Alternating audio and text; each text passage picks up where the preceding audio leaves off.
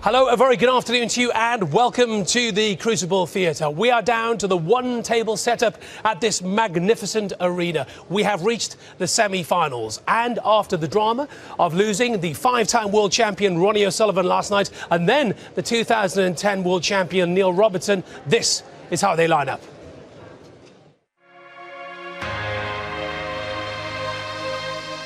Here, different to anywhere else. It's so different for snooker players. It's such hallowed turf that, you know, you almost feel that you don't necessarily belong out there, you know, until you've earned your stripes.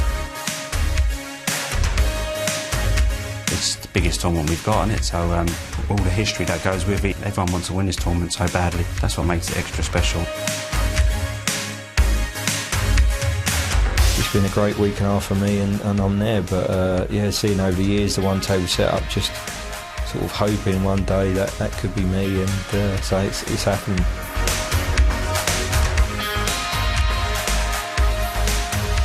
Sort of the best four players in the world in the semi-finals, so I'm going to have to play some extremely good stuff to get through.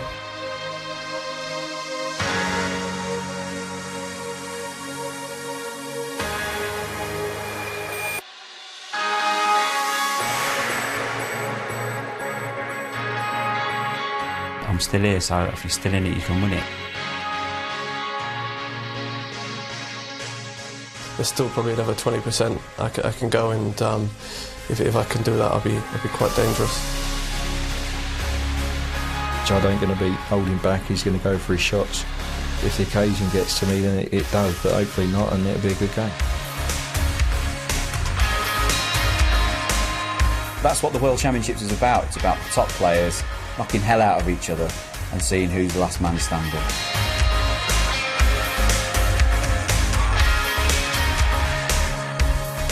And so the Crucible turns into the All-England club for a few days. It's an all-English semi-final lineup. First up, Barry Hawkins takes on Shaun Murphy, the 2005 world champion. Then later tonight, Judd Trump will begin his quest to win his first ever world title, lining up against Stuart Bingham. It's his first ever Crucible semi-final. Let's get the thoughts of John Parrott and Ken Doherty. So this is the time when the Crucible has a personality change, and when you get down to one table, it can only mean one thing. It's nitty-gritty time, Ken. Absolutely. The whole focus is on you. Before, you're sitting so close to your opponent, you know, shuffling in your seat. Now you almost need a taxi to take the break off, you know, so it's going to be completely different, but it's just absolutely beautiful. It's just what everybody player dreams of when they start out here. They want to get down to the one-table venue, and this is where the atmosphere really kicks in. So two great semi-finals. We'll talk about the one tonight first. Trump versus Bingham. Judd was brilliant against Ding Junhui, and Bingham's had his biggest results against Ronnie. What do you make of that? It's uncharted territory for sure, Bingham, but he's a dark horse. You know, Judd Trump will grab all the attention in the papers. There's no doubt about that, and he is playing fantastically well. But how much of confidence will Stuart Bingham get from beating Ronnie O'Sullivan, the five-time champion? So that's going to be a great matchup. Now this one here, Murphy and Hawkins, I think is really tricky to predict, because Shaun's come through relatively comfortable. Barry hasn't. He's played 16 more frames to get to the same place. So is that going to be a factor? Well, of course, Shaun Murphy, he's previous champion as well. So Barry Hawkins being there, ever consistent. And the funny thing about this, Shaun, you're only halfway there, aren't you? You know, you played 8 sessions. You've got another 8 sessions to go if you're going to pick up the trophy on Monday night. But it's going to be another fascinating game. OK, Ken, thanks. All to be revealed. John and Ken, thank you both very much indeed. So we are set for a thrilling afternoon of snooker here at the Crucible, and this is what's coming up.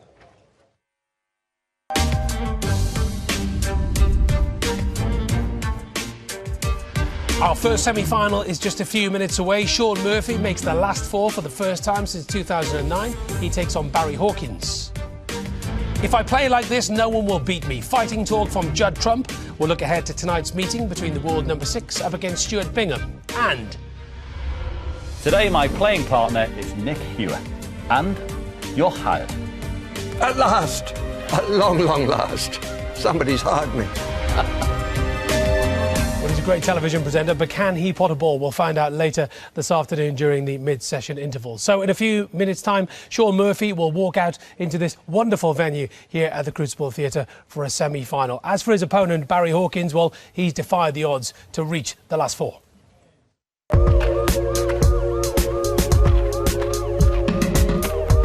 Well, I know at 32 I'm playing the best snooker I've ever played in my life. Hendry used to say the tournament only really started in the semi-finals. And so I suppose you could say the hard work's in front of me. But I'll be going out there and giving it my best. Shaun, the magician, Murphy. Everyone wants to win this tournament so badly, so that's what makes it extra special. And I don't know what it is about this place for the last few years, but yeah, I seem to bring the best out of me, which is not a bad thing, really. He's the Hawk, Barry Hawkins. My own expectations of my game have held me back for a long, long time. Winning the Masters in January has completely de-shackled me of all of that. And so my expectations now are to go out and enjoy it, prepare well for every game, and enjoy the moment. And I'm now living the days that I'll look back on when I'm an old man. Shaun's won a lot more tournaments and stuff. He had a little spell where he just probably wasn't enjoying the game, I think. A lot of players go through that, and a little kick up the backside is needed every now and again. And since he had that, he's really put the work in, and all of a sudden now he's getting all the results. I remember Barry when we were juniors. He was always a class player, but now he believes in himself. He's won tournaments. In fact, he's been a runner-up here and a semi-finalist. He's made this place his home in the last few years, and he's going to be a tough nut to crack. He's still in it, you can win it, and I've come close now the last few years, and I'll be trying my nuts off. So yeah, no, I've got obviously a tough opponent to get past, but yeah, I'm just really looking forward to it. Well, this is how they match up. Murphy has won 6 of their previous 7 meetings. Their last showdown in a semi-final in 2006 at the Welsh Open, which Murphy won 6-1. But Hawkins can draw some comfort from the fact he won the last meeting 6-5 at the 2013 UK Championship. Steve Davis is alongside me. Steve, you made 9 consecutive semi-finals between 83 and 91. What is going through the mind of those players right now in the final few seconds before they walk out here? I think the fact that all of a sudden it's a one-table setup is a big difference. They've both been here before in the one-table situation. They know there's a lot more space around the table, but they also know their centre of attention.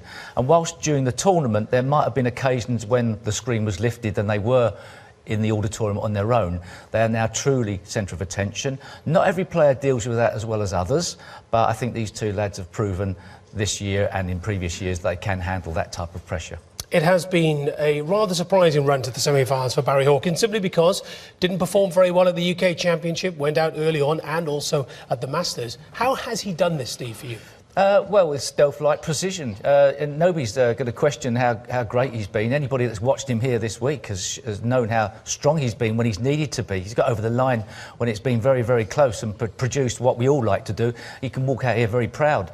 But from my perspective as a player, I think he'll probably be stronger for having all of those hard matches. Sometimes it's nice to get through easier, but yeah, I think possibly Barry Hawkins thrives on more and more tough matches, so he'll be very strong, as Shaun Murphy had said. And what have you made of Shaun Murphy? Got past Anthony McGill. He's shown a lot of class over the past 12 days or so. Yeah, and we know full well from the Masters, he loves the big occasion, and I think he's in a great place mentally. Very difficult one to predict, as John Parrott and Ken Doherty said, but I think they're both going to play very well. I don't see anybody ever sort of getting close to sort of collapsing in this match, to be quite honest. Steve, brilliant for the moment. Thank you very much indeed. So we're all set here at the Crucible. What an afternoon of snooker ahead of us. Let's join our MC, Rob Walker.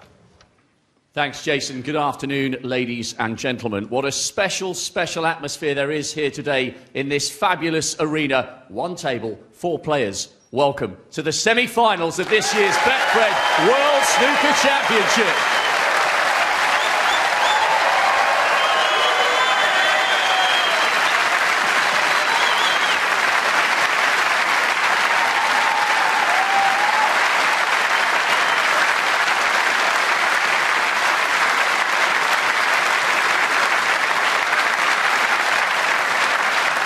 Please welcome a player back to his very best.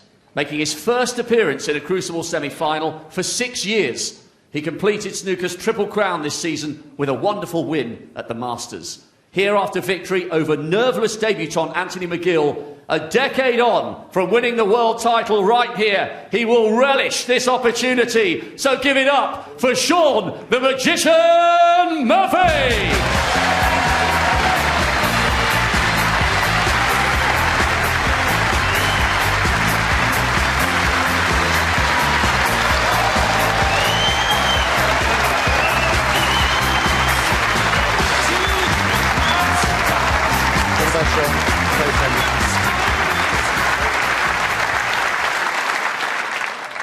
And his opponent, one of only 2 players in the last decade to make 3 successive Crucible semi-finals, and it's been epic. 10-9 against Selt, 13-11 Mark Allen, and that thrilling final frame win over Neil Robertson late last night. He now richly deserves to be regarded as one of the very best players in the world. What a run this is turning out to be for the Hawk, Barry Hawkins!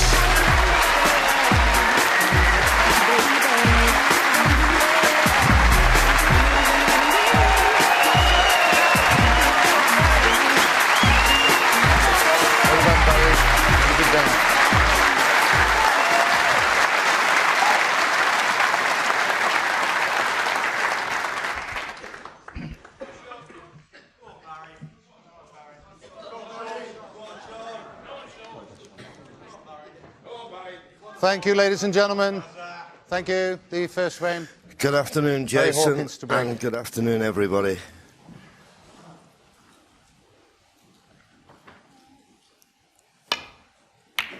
And it's Barry Hawkins who gets... Just want to hang on a second until they're done. Go on. The first frame underway. And a good break-off shot it is. We're now best of 33 frames. There's your tournament pot success, just favouring Barry Hawkins. That's good, 92%. Surprised Shaun Murphy, just 8 to 9%. And he beat Shaun Murphy in the long pot success department. And safety, Shaun Murphy just ahead, although that's not the best safety shot. Kissing the green. Yeah, they was talking about all the problems with shoes with Ronnie and all that, and someone said instead of having a shot of the championship, why don't they have a shoe of the championship? Very snazzy.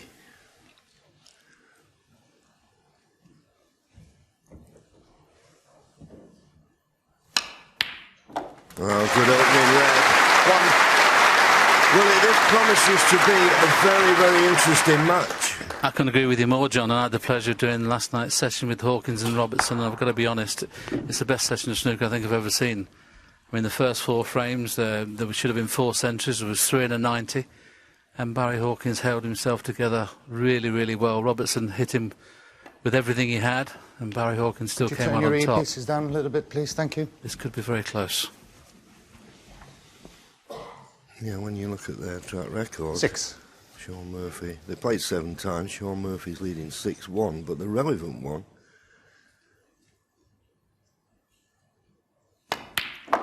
was, 7. funny enough, the last time they met, 2014 UK Championship.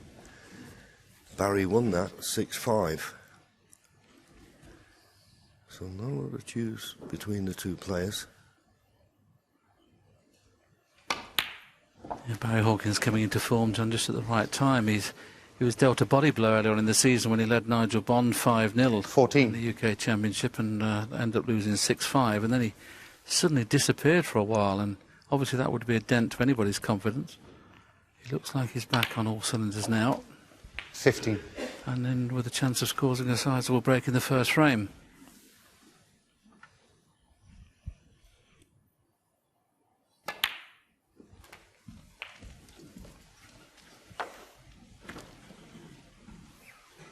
That's our new innovation this year, the sidebar. That tells you how many points he needs to get to. 71 points to get to the snooker's required stage. And he's already got 22 of them.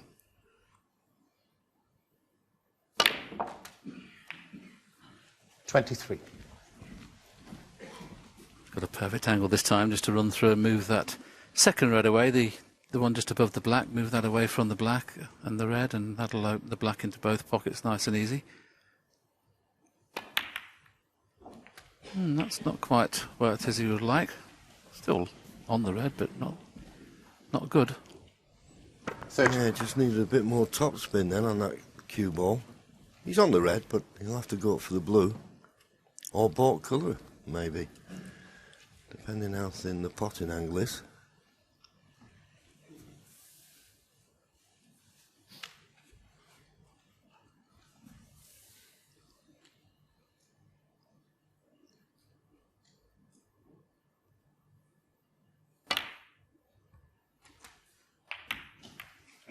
Well, took a chance there. It was very thin. That cue ball needs to slow, 31. And it will do, but he's not in good position now. It was a thinnish potting angle, and he decided to try and play it in and out of baulk, but got the cannon on the brown, and then the yellow, and a bit harder it had dropped in.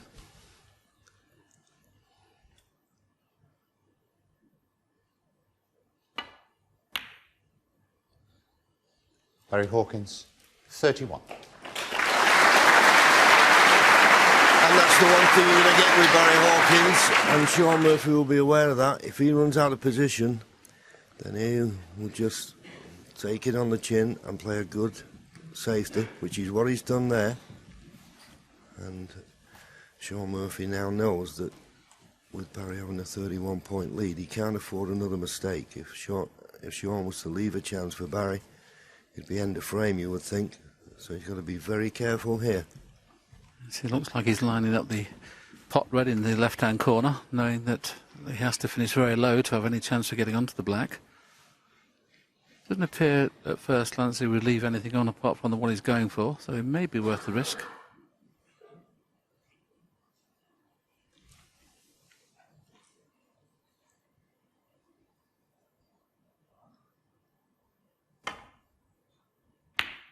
Brilliant.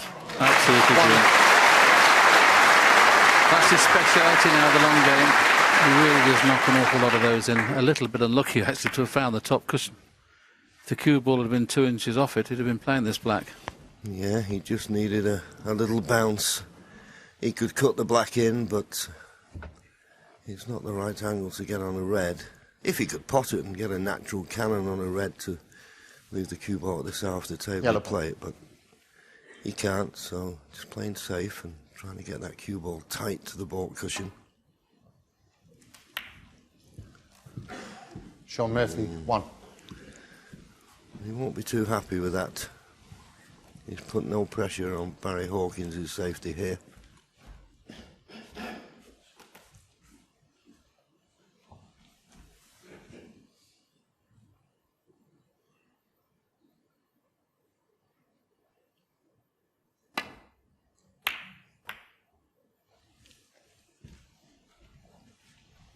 It's a great line, but not hard enough.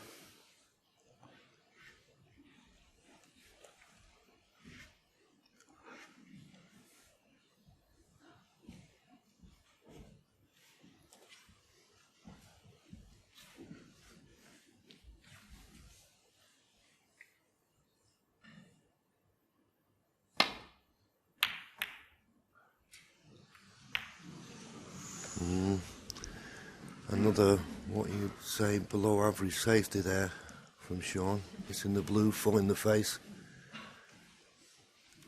I think there's a couple of pots on, one to the left corner, one to the right corner, but he'll be running into other balls, so if he takes it on, he needs to get it.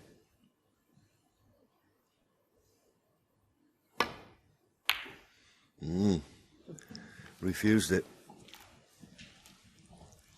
And he didn't play a very good safety. Maybe half in his mind he was thinking maybe I should have gone for the pot there.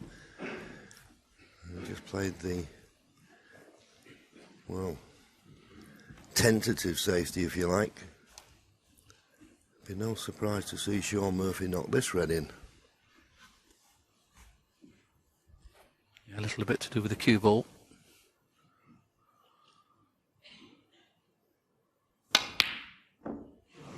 I'm surprised he didn't play to get on the black there, actually, because it would have been an easier a pot playing it that way. Couldn't agree with you more, Will. I mean, he wouldn't have had to hit it as hard, and he could have played the stun run through. Anyway, first frame, there's bound to be nerves. Semi-final of the World Championship. Just both players need to settle in.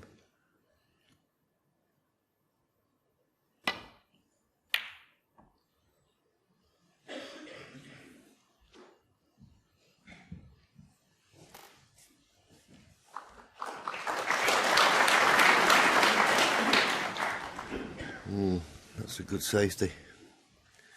He may be tempted to play the pot here, Shaun, this red on the right-hand side of the table. And the reason I say that, because he can only really play safe down the right-hand side of the table as we look, and that ball would be one that'd be feared about running into. So if you've not got a good safety, may as well go for the pot. He usually does. That's what he was looking at on the virtual picture. Oh, he couldn't have hit that a lot better. Wow, I don't know, that's not gone in. Hit that very well. Let's just have a look. Very close.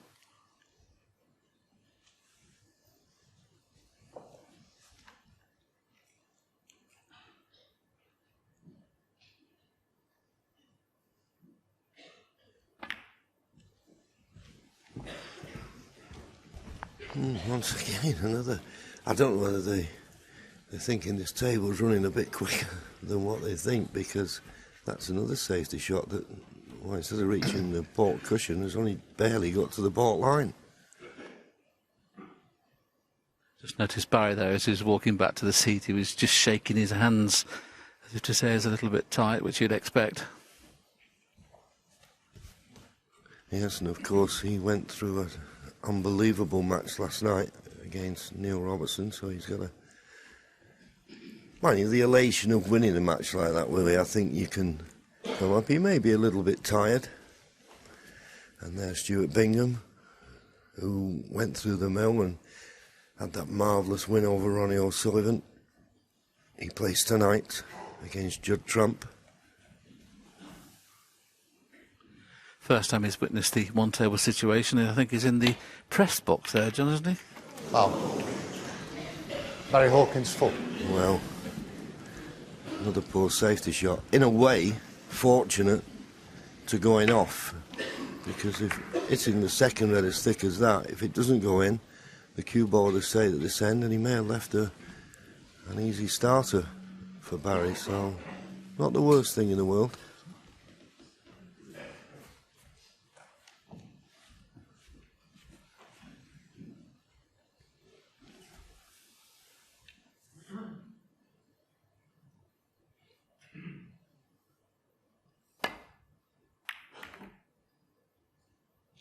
Oh, Barry's safety last night was absolutely superb. Not the case so far. Shaun Murphy should be able to get into behind the yellow.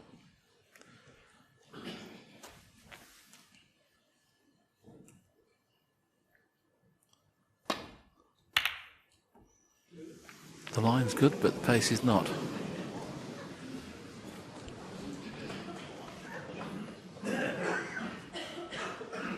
Well, that could prolong things somewhat. The black in the over the corner pocket. It's quite easy now when you're playing a safety. Just to hit the red towards the left-hand side of the table. You're not going to leave anything on. Well, not unless you hit it that thick. So here's a chance now for Shaun. Doesn't have to worry about the colour, just pop the red. He's going to have to fully commit to this as well, because if he tries to screw back to baulk, he could go in off in the middle. So, got to fully commit to this one. He's lining it up.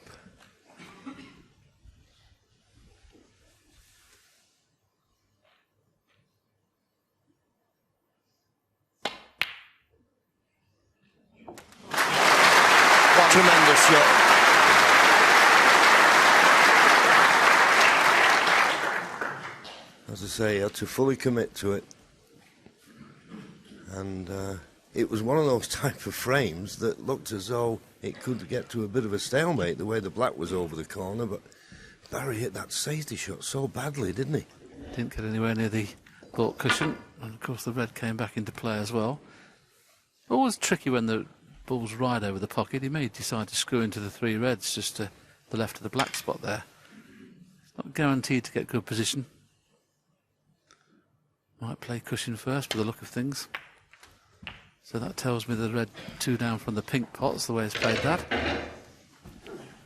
Well, he played it cushion first, and usually it's very hard to judge, but he's just that absolutely to perfection.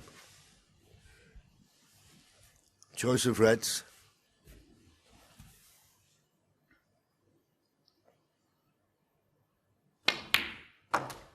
Nine.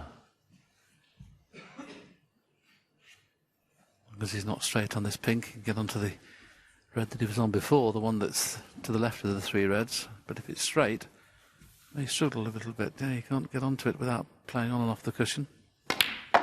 That's why he's played for an alternative.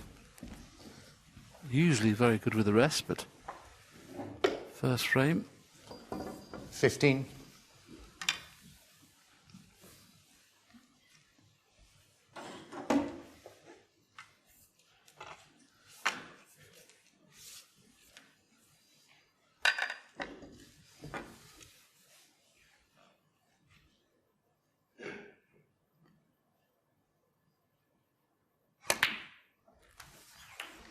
Okay.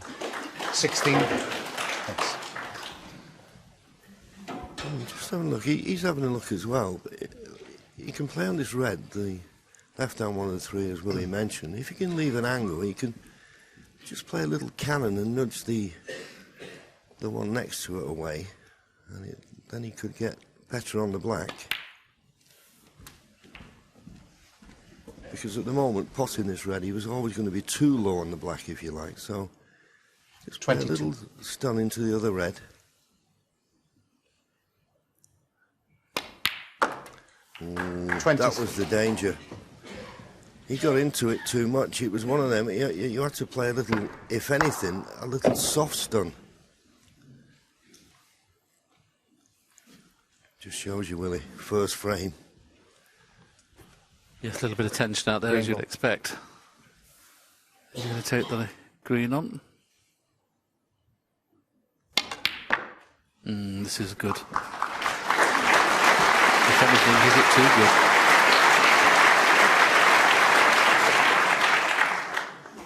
$26.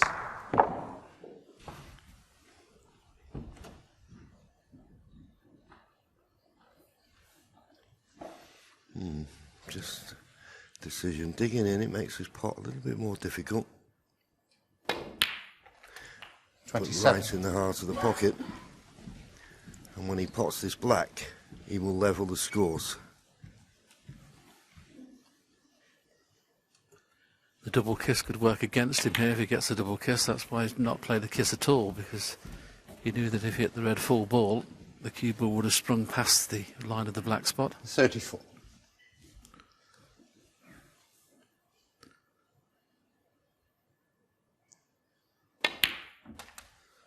$35. Seems to be cueing as ever, very nicely. Beautifully. And a chance here on this black, and it may be a natural. The red that's close to the left middle pocket, he could play the cannon here. And he couldn't have played it better. Absolutely perfect. 42.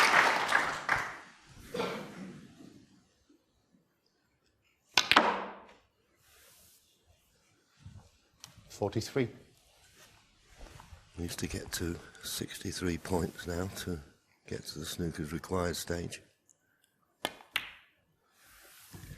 Couple of tricky reds, and this one is, and particularly now, he's left himself probably a little bit more angle than he would like. 49. If these are tight to the cushion you fancy him, just off the cushion, this is definitely missable.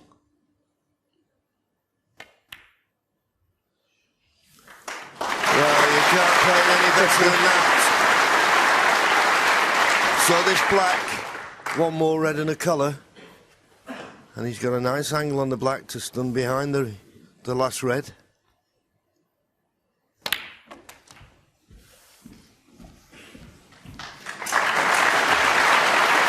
Well, Willie, it might have started a bit shaky, 57. but this break has been awesome.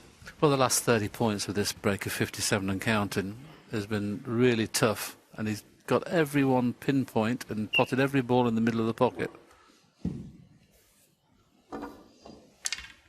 So 23 points in front. This is one of these awkward ones where he tried to use the rest, but you just can't get the rest against the cushion. Steve Davis used to have a little implement that he put on the rest to help him play the shot. Obviously, Shaun hasn't. He's playing it left-handed. And it goes. So, the black to go 31 points in front with 27 remaining.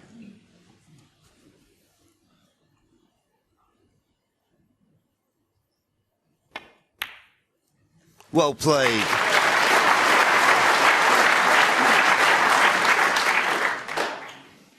It came from Barry Hawkins' poor safety shot when he didn't find the baulk cushion. The first red was very, very good from Shaun Murphy. Black was over the pocket, but the rest 67. has been simply superb. Yeah, if you thought at the time then he was going to make it, as we see Barry there, he'd be very disappointed with that safety shot. As I said at the time, with the black over the corner, I mean, it was just a case of getting any thinnish kind of contact. He was always going to be safe. But if you'd have said, when 74. Shaun was left the opportunity, that there was any possible chance of clearing up, well, you'd have had to have bet against 79. it. This is brilliant.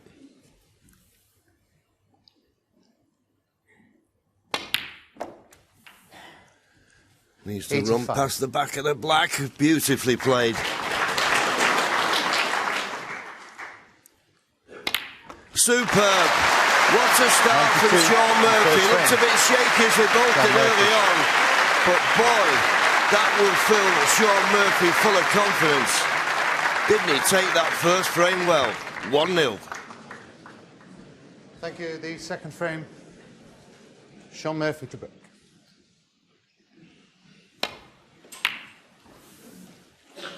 Yes, what a start indeed. Shaun Murphy would be pretty confident he's breaking off in frame 2. He's already showed how he's playing. That's a relatively good break off, and if the black had been in play, he would have probably played to pot it. This was a couple of the shots that Murphy played in the first frame. This was the first one, never touched the sides. This was the next one, came in off the jaw a little bit, but he was concentrating more on the cue ball. And this green, he hit it so well. Of course, during that break, there was another couple of shots, John, that he's knocked in. Well cued magnificently, and look at the way he flicked the red on for the middle pocket. Superb. And this, for me, one of the hardest shots in the game, and he didn't have the best angle, but he never looked like not going in.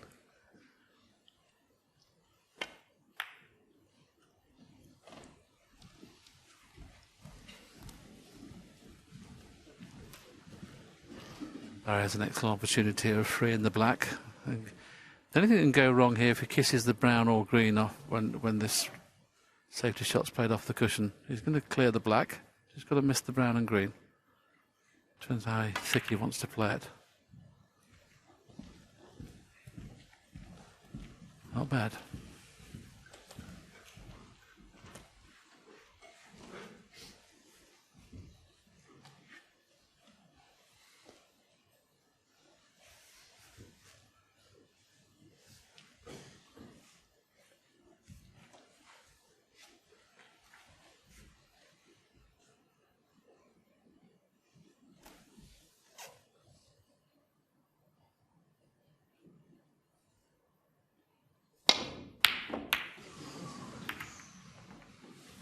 Didn't fancy the safety, went all out for the pot, and he's been very fortunate.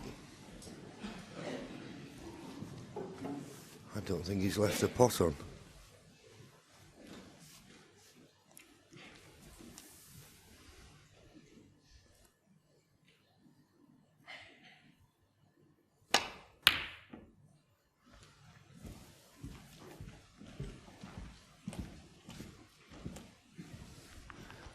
Yes, when you look here and he's missed the red, and the cue ball was hitting to the black, you think, well, he's bound to leave something.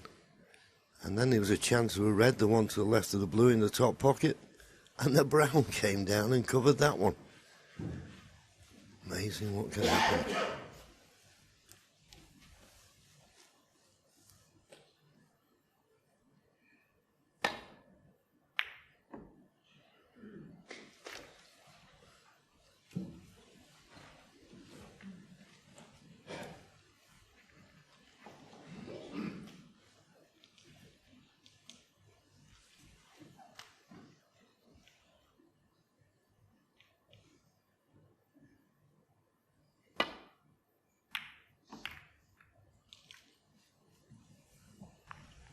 Just can't find the ball cushion at the moment, Barry. He's either under-hitting, over-hitting. Just not got the pace of the table at the moment. So that's the first time he's gone in and out of balk. Every other time he's finished short, so maybe in his mind there was played a little bit firmer. Looks like Murphy's going to take this on.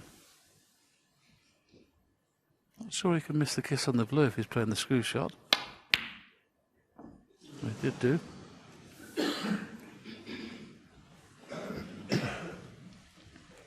Yeah, it was one of those type of shots where you felt the only red you could leave was the one you were playing. And when that red rattled the jaws and went over to the other corner pocket, there was a chance, but it went safe.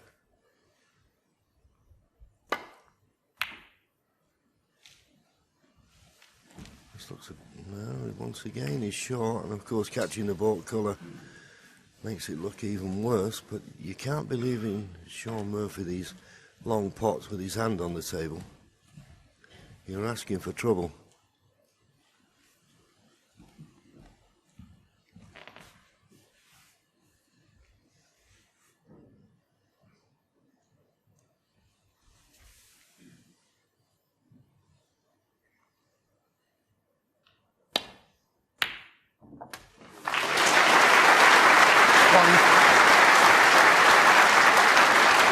Robbie had a look to see if the black was available, and, well, the positional side of it, just look where the cue ball finished on the black. Perfect. And taking that opportunity because he had the perfect angle on the black just to nudge a few reds out. 8. But it was brought about, as was the first frame, by a poor safety shot from Barry Hawkins. Have to tighten that part of his game up. 9.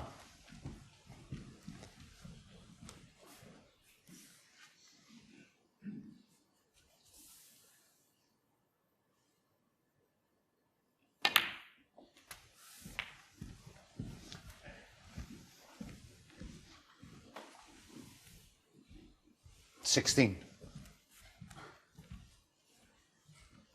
Reds are in a favourable position.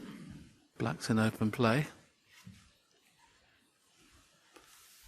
Standard of high breaks this year, John, apart from a 147, has been excellent. I mean, there's been 5 breaks over 140. 70. I can't ever remember a championship that's happened before. Yes, the standard just gets higher and higher.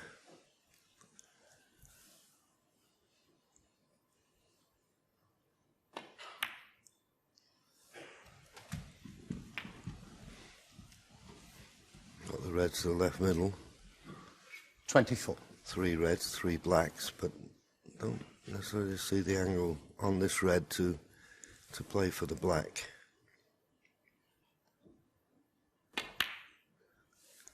$25. So deciding just to dolly it in, so to speak, and play for the brown, but I'm not certain where the next red comes from.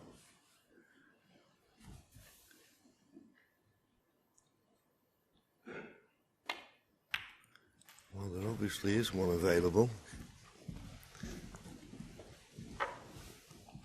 Obviously one available into the 29. right corner pocket, and then of course in playing this he'll be nudging other reds open, but the important thing when you're playing this type of shot, don't take your eyes off the pot. Just let the cue ball do its own thing.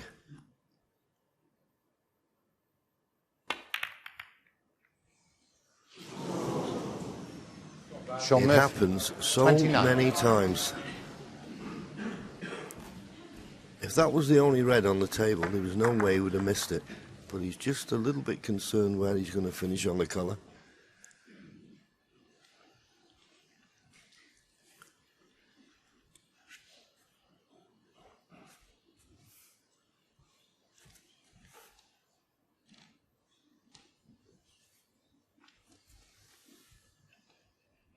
As you can see there, not an awful lot of room by that red. If he catches the red, he may double kiss it and not go in, but he's potted it. He made 31 in the first frame and broke down. And now knows Shaun Murphy compiled the 92 break. He's going to have to score heavily. This is his first chance to do just that.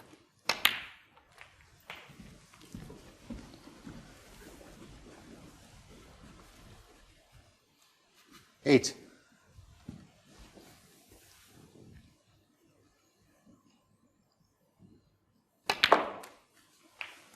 Nine.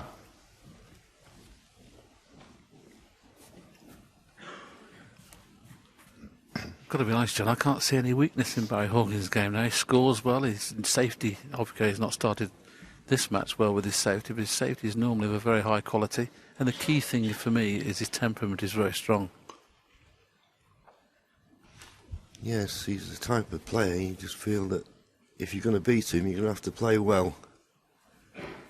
You can't be below your best and win against Barry.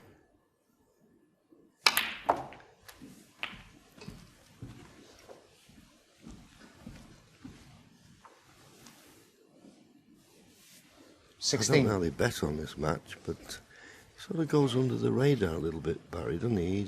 He's higher ranked than Shaun. He's ranked number 5 in the world, and Shaun's number 8. But I think Shaun would have been made favourite at the start of the match. Good clean pot, bound to be on the yellow. Just needs an angle on the yellow, which he's got. Now, good positional shot required here, because obviously the cue ball's travelling a distance. When you're in and around the pink and black, you just play little soft stuns and screws. It's a lot easier to keep control of the cue ball. So this could be the key shot to the frame here. Well, at first glance, I can't see anything easy he can get on, apart from the one in the middle next to the pink. That's all he's played for. And played it to the inch. To the inch. 19.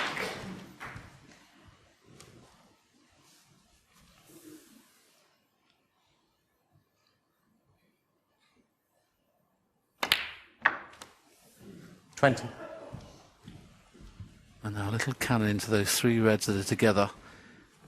Not hard, but pacey enough to make sure the white comes away from the 3 reds. He'll split those up and be on the other 2. Couldn't have played it much better. Now a chance to win the frame. 25. It's touching ball, Barry. Yeah, if ever you can go into them without much risk and know you're going to be on one. Touching ball declared, but that doesn't affect the shot. 26. As long as you don't move that red. Nicely on the pink. What an opportunity. And when he pots this pink, he'll go 3 points ahead.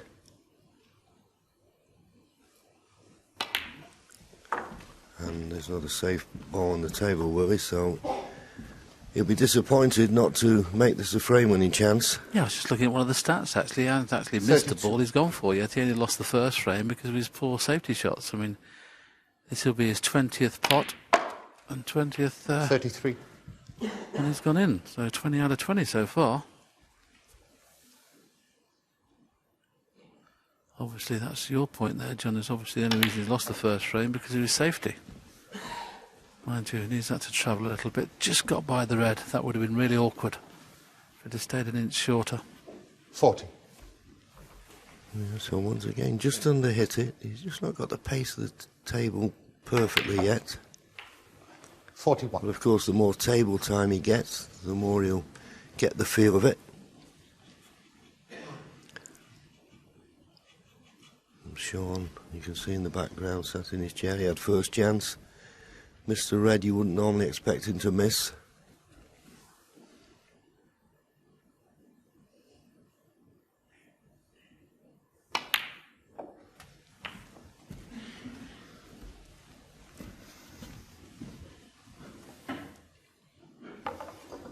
.48.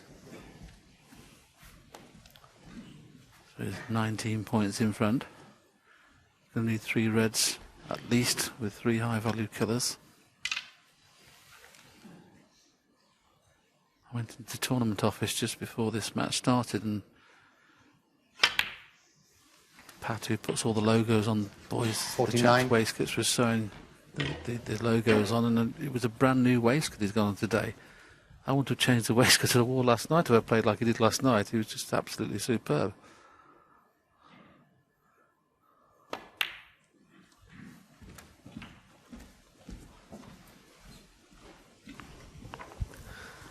So there you see it, and 26 55 points ahead, 51 remaining.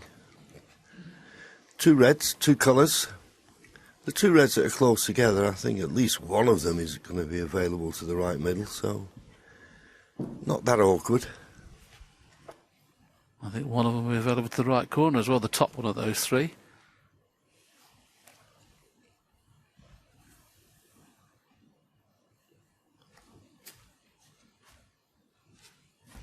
Just come a little bit to it's in between. He doesn't know whether to play for the black or the pink here. Decided 56. to play for the pink, but well, that's the best angle on the pink. Now having a look at the black, so it's just gone slightly wrong. It seemed to me there, Willie, as though he was undeciding which to play for, you know, and you've got to be clear of mind and don't start changing your mind down on the shot. I think what he did is, like you say, played for both in the end and didn't get on either nicely. As long as he gets high on this red, he's okay. He's played to kiss them. It's not too bad.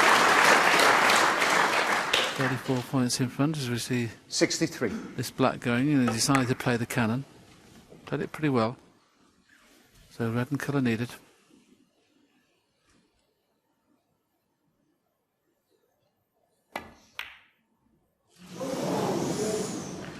Well, Barry Hawkins. I didn't see that 63. one coming. I did not see that one coming. That red would have put him 35 points in front, and then the colour would have given him the frame. Wow, what a let-off for Shaun Murphy, and what a chance he's got now to really punish Barry. 34 points behind, but 43 remaining. Big chance. There's a new favourite for this frame.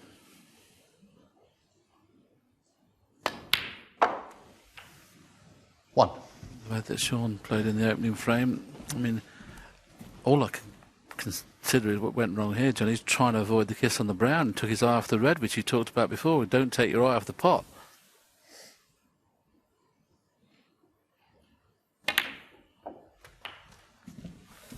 Yes, Willie, you're absolutely right. That is a classic example. He was just thinking about don't kiss into the one of the bought colours and missed the simplest of reds. And it could cost him the frame. Any colour off this red will do. It's amazing when you're under pressure, isn't it? Shaun Murphy had to study the scoreboard for a couple of minutes there. Sometimes you look at the scoreboard and you just can't work it out. I mean, he was just worried in case he needed brown or above or something like that. But as John mentioned, any colour would do. So there you go, 21 behind, 27 remaining. That equates 13. to the 6 remaining colours to win this frame 15. on the black.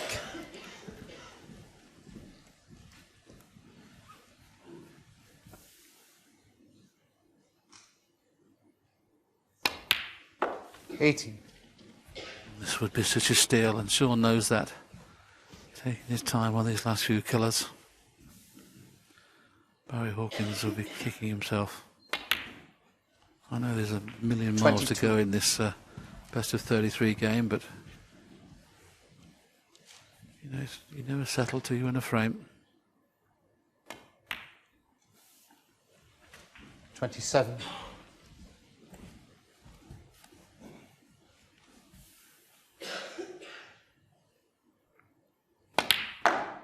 Shaun Murphy started this match with a fabulous 92 clearance to take the opening frame. But that 40-point clearance will probably give him more pleasure, the fact that he knows that Barry Hawkins could have levelled. He didn't. Murphy clears up to now lead 2-0. Thank you, ladies and gentlemen. Frame 3. Barry Hawkins to break. Settle down, please.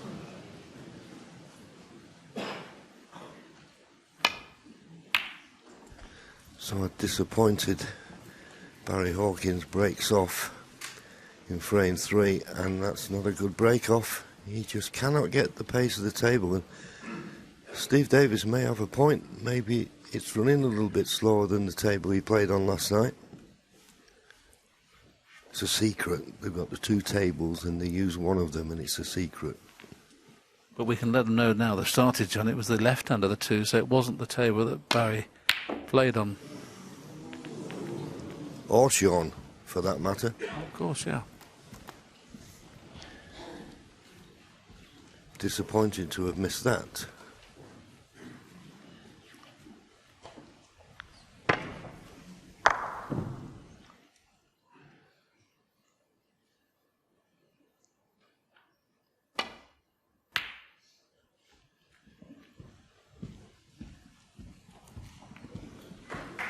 That's a lot for their safety.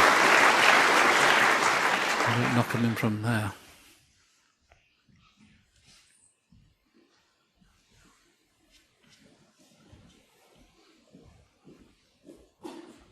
Something's caught his eye there. Is it a possible plant? He's having another look. Looks like it's the 2 reds just below the pink. I'm not sure about that. But I suppose he could play that red and get back to board, but no, doesn't think it's worth the risk.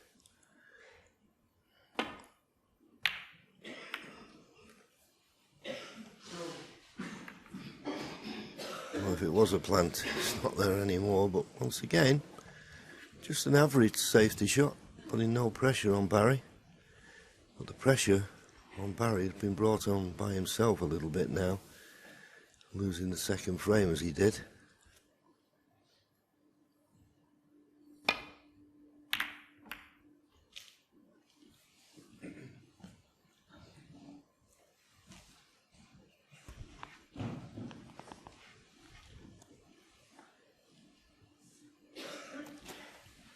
This the hardest safety shot in the game to play when a ball's very near a cushion.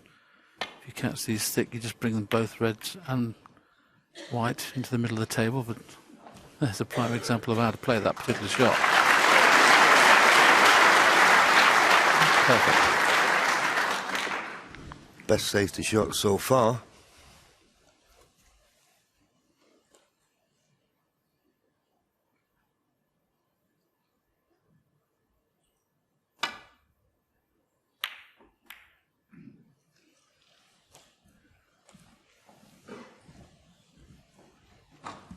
Once again, no pressure on the safety shot, and the red at the top of to the right of the pink pots.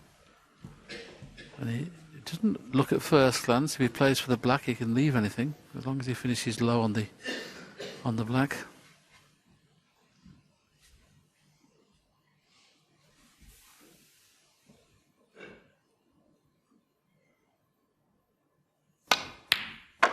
Beautiful. Is it white to slow up? One. It has done.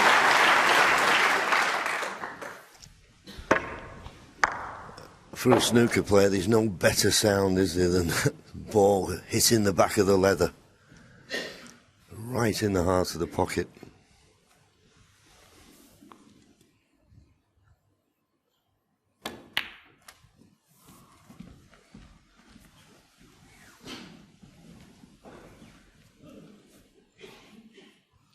Eight.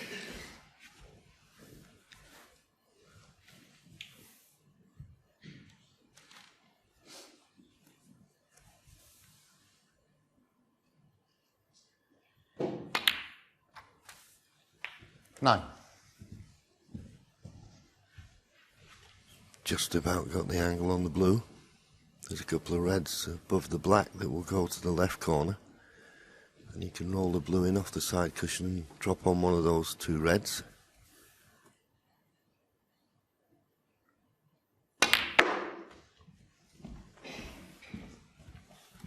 Well, must have thought he had to force the angle. That's 14. where good cueing comes in. And he's okay, as you can see. Can just get through to this red. He's just looking. Does he play the run through or does he play the screw back and off the other red, hit it quarter ball, leave him nicely on the black? 15. Played it well.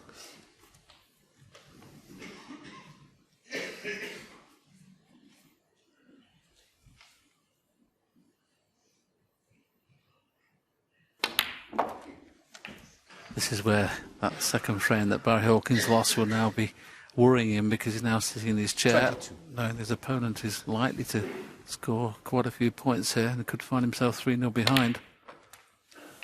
23. That's what he needs to get to, 71 points. He's already on 23. Just not a good angle on here to go into them. So just play for the loose red and try and get a better angle next time.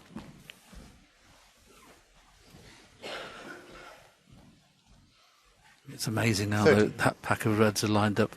There's three lines of 3, and that gap in between those, the 6 on the right hand side.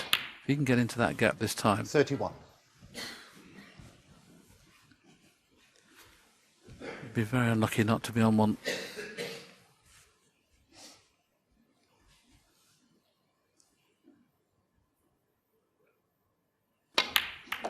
Didn't quite get the gap, and that's why he's stuck on them. Yeah, and he's disappointed. 38. And there is a red that's come towards the right centre, but I don't think he can get through to it. That's what he said, he didn't find the gap. And once you hit another ball, and you can see now he can't get through to cut that red to the right middle. So it's just a safety shot.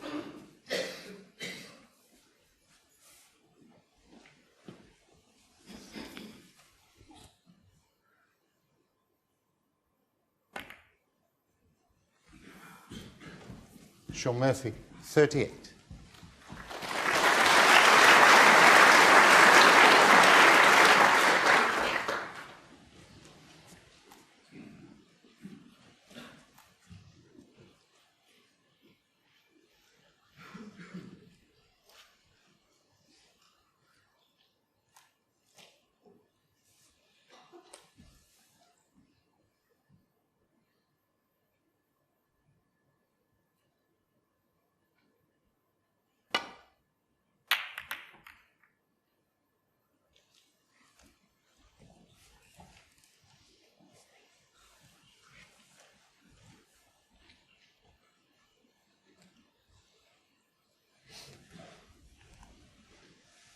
Well, that's a little better safety from Barry.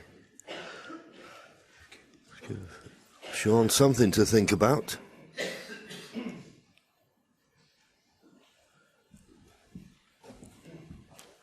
There is a pot to the left corner, but much too risky, you would have thought.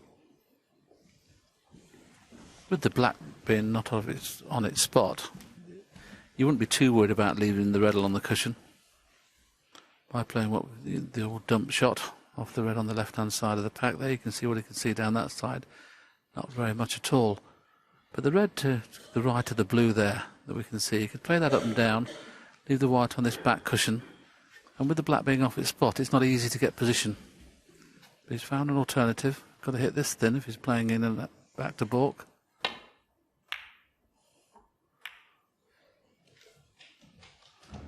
This is going to be a favourable kiss. I thought he was going to kiss the yellow, but it's a very, very good shot.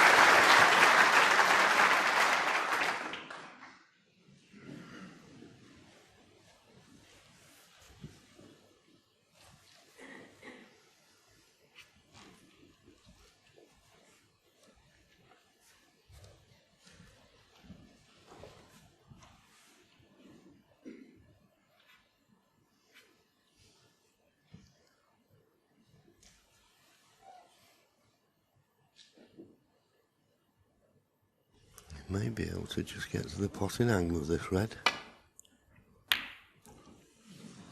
Well, he didn't, but he found a good path for the cue ball to go back to the balk end, but he still just can't find that balk cushion.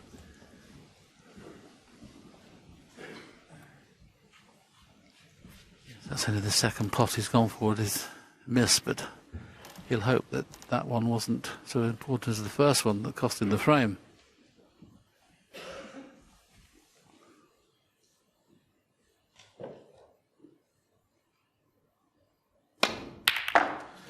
It certainly could cost him the frame.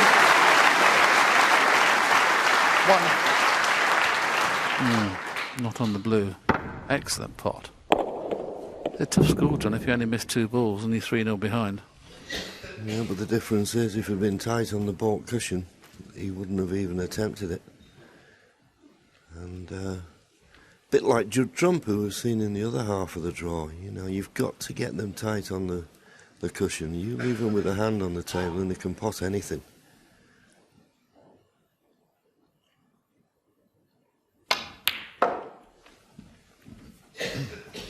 Cued that beautifully. 3. Well, I thought he was on this red, but it's tight to get past the pink. He's got the alternative red to the right corner, but the one, if he could get past the pink, just a case of stunning it in, you'd be on pink or black. With this red, you got a little bit more to do with the cue ball. Just a millimetre too far. I think if he didn't have an alternative, Willie, I think he might try and play this with a little trace aside. Couldn't agree with you more, but he's decided he's got that alternative and didn't want to risk it. But it's forced the error. Shaun Murphy, 3.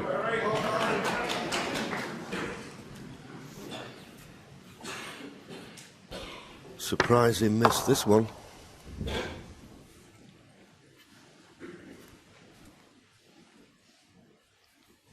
These superfine class, it's amazing when they're playing a little bit of side, how it pushes into the ball, and every time they hit them thick when they're playing that kind of shot if they miss them.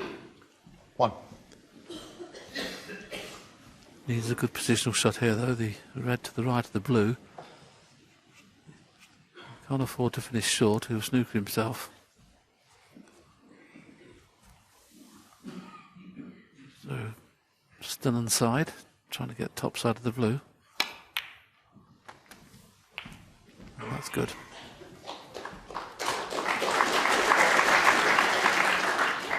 Eight.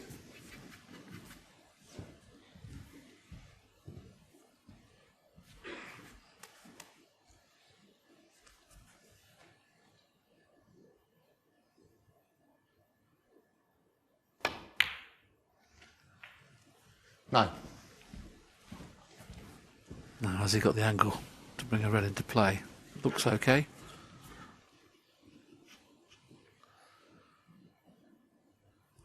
It's one of those, he'll be pushing reds towards the middle pocket here, unlikely to get onto one in the corner. So once again, if you can hit the joint, you'd bring reds over both middles. Oh, there's one next to the pink pot. Must do. It does. 16. Doesn't look like it from here, does it? But when we show you the next camera angle, you can see it is.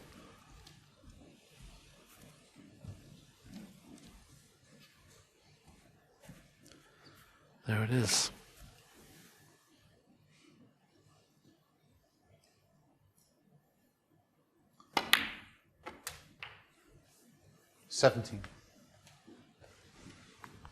Played it nice and looks to have a nice angle on this pink to play the run through and bring these 4 reds into play.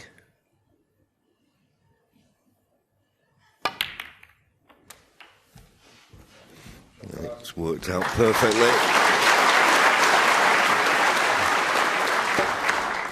Played that nicely. 20. Brought those 4 reds into open play, but he's still got the red on left hand side cushion and the one on the top cushion to contend with. So it's not a straightforward run to the winning line. He's still 18 points behind, so he will need those 2 reds.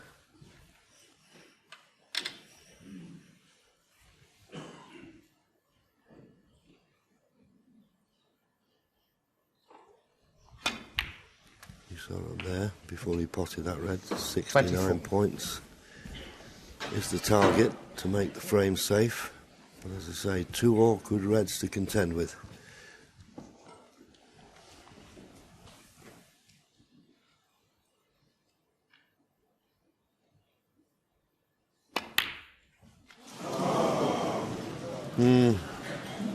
Feeling it out there. 24. Just get the feeling, Willie, if he'd have won the second frame, I don't think he'd have missed that. He did get a little bit of a bounce, but that's a frame winning opportunity gone. He should have won the previous frame, had a break of 63. Missed the red in the middle. So that right-hand middle pocket so far looks like and could have cost him 2 of the 3 frames we've played. Yeah, well, Shaun comes to the table with a 17-point lead. 3 reds, 3 blacks would not be enough. He's going to need 1 of the awkward reds.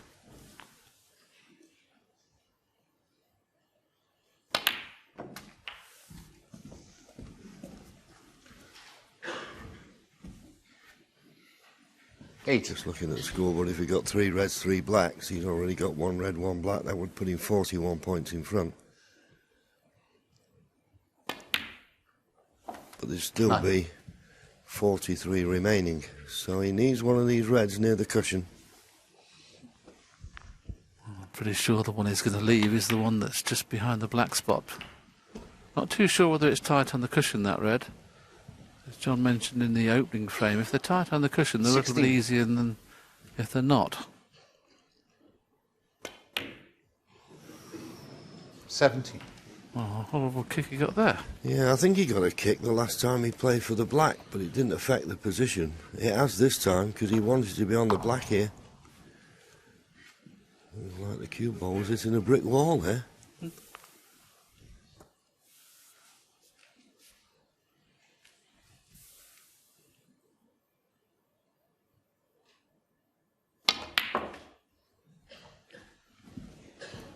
Trying to develop this red, it's a good effort. It's a good effort, but he's stuck to it. 23. Touching ball. How can that happen? He can't believe it. I mean, how can you hit a ball at pace and finish touching ball? Unbelievable. It's like they were stuck together with glue. Let's have a look at this again. He's played it with a trace of left-hand side, looked to be good. Then all of a sudden, amazing.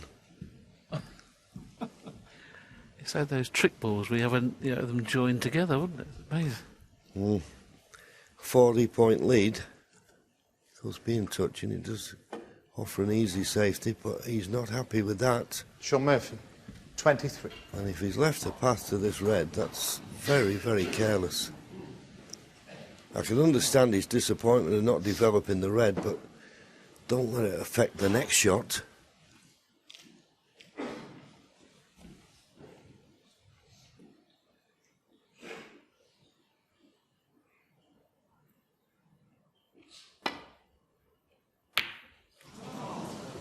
Just hasn't settled, has he? Okay, he made a 63 break, but looked for all money he was going to win it. But that missing that red in the middle, and then of course the pink in the middle, that's what makes you doubt yourself. Well, he's got a chance of the double here. Will it be too risky? It's frame ball. But as we always say, if you play the double, the problem is with it, you never know where the red's going to finish up if it doesn't go in the pocket. But I don't blame Shaun for taking it on. If it goes in, it wins him the frame. So Barry just playing the snooker here, trying to play the snooker on both reds.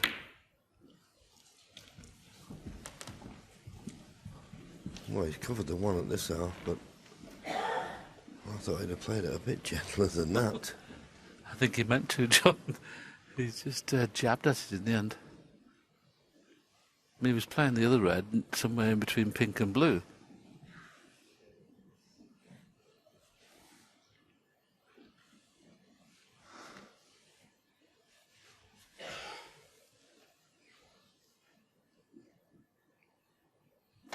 And already I think this is a key frame in this opening session.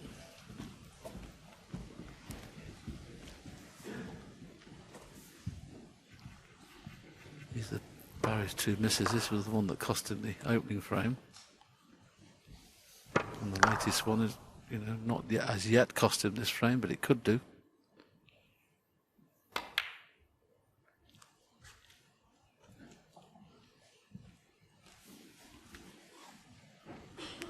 Oh, he's missed a trick there. He should have had the snooker. And he was just a fraction short, as with most of his safety shots so far in the match. Shaun will be thankful that he can get through. Okay, he's got to catch this red very thin, but he'll be glad to have a path to it.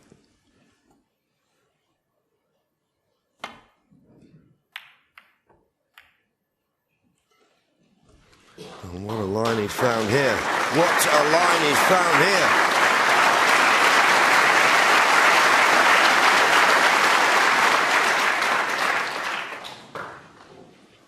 Well, I thought it was going to be the snooker, but you know, he can just get through to the red.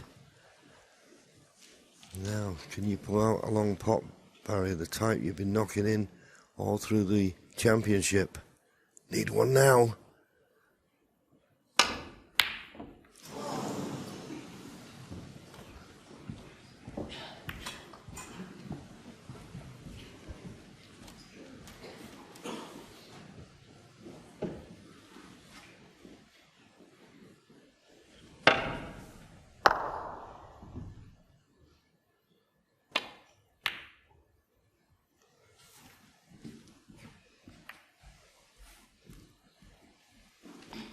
So just over the hour mark. Okay, he's not snookered Barry on the red that's this side of the yellow, but if he can't get to the right hand side of the red, I don't see how he can put any distance between the cue ball and the two reds.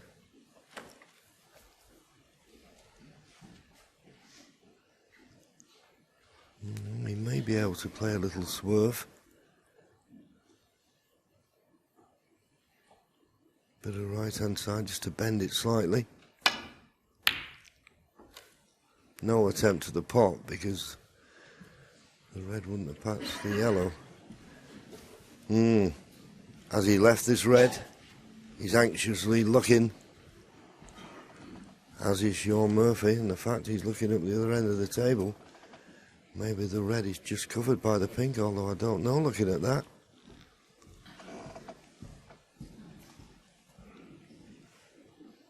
Well, it looks to me as though he can get through to that red. He's got a 40-point lead. Well, he didn't fancy it, and it's his choice. Thinks he's got a good safety to play.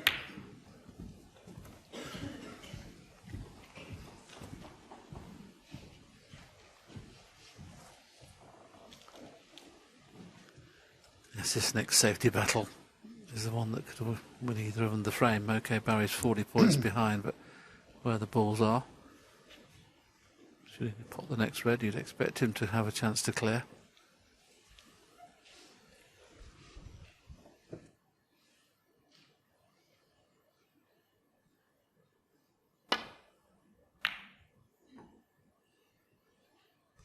Oh, this is a terrific line. Terrific line. Just a little bit too pacey, and that's why it flicked the green. And once again, I bet Shaun's mighty relieved that he can get through to the red. Because at this part of a frame, if you can get a snooker, then you've got your opponent in trouble. But he's eyed up the pot, this pot, to go 41 points in front with 35 remaining.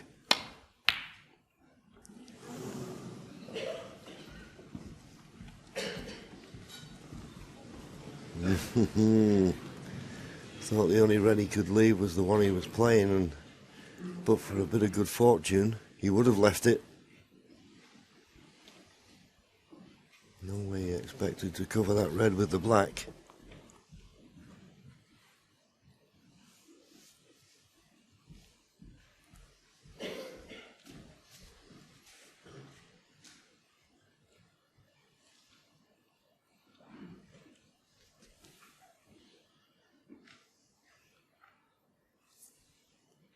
Not too sure how much of the red he can hit, whether he's going to try and move the red away from the pocket or just leave the white at that end of the table. I don't think the red cuts back in from in the jaws of the yellow pocket.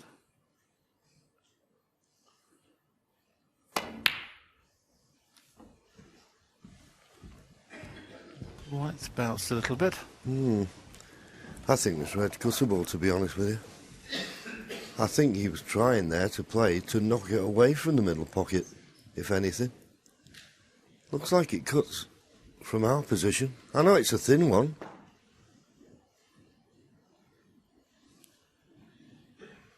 Well, he's thinking about it. Maybe he doesn't think it cuts.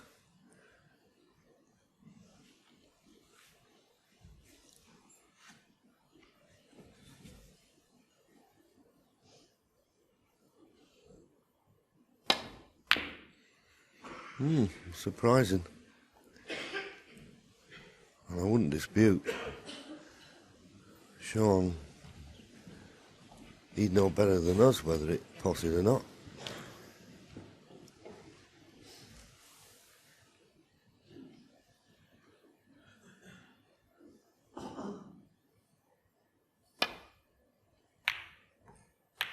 Oh, well, that's cost him the frame. Another poor safety, has to be said. You've always got to be wary of the double kiss. And he caught that red much too thick. And he's gifted the frame now to Shaun. 1.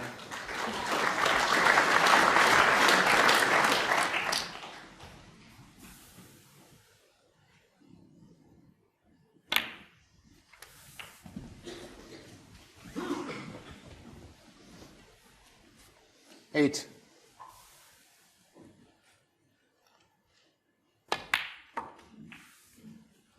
9.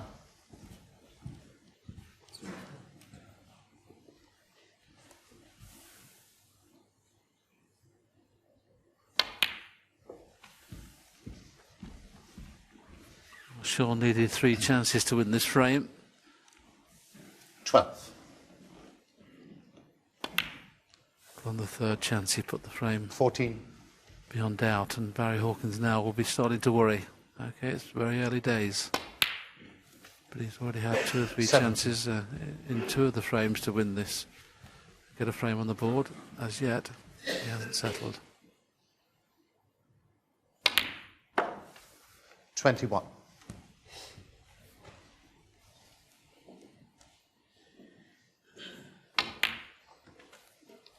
26.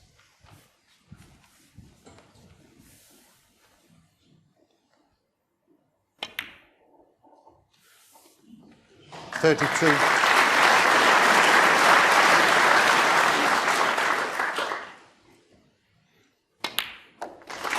So that's frame number 3 in the bag. Barry Hawkins leaving the arena just to take a moment to try and work out what's happening. What's happening at the moment, his safety play is not good enough, and he's giving Shaun Murphy too many chances. 3-0.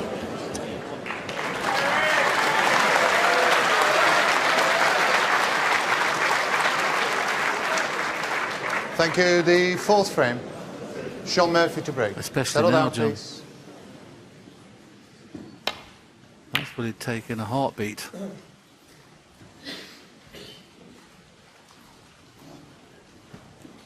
And I think Barry's staying quite a little way away from the venue. He's not. He's staying in a little cottage somewhere in the countryside. So if he left the building at 12, he wouldn't have got to bed till maybe 1:30, and he'd be buzzing up in 1:30 and 12. Probably didn't get to sleep till maybe 3. So I agree with John. You know, could have done with playing the night session rather than the afternoon, but that's the way it goes. That's a good safety shot.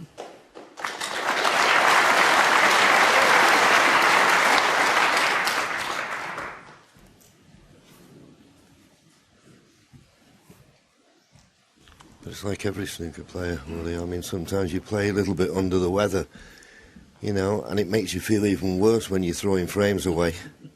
It doesn't help.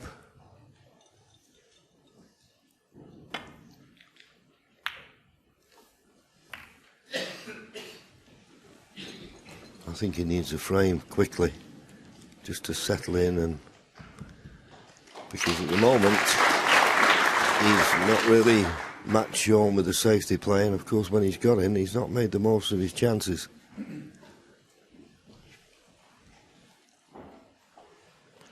There you go, safety success. A bit low for both players. You know, I'll be looking for the high 80s. And the long pot success has really dropped now for Barry.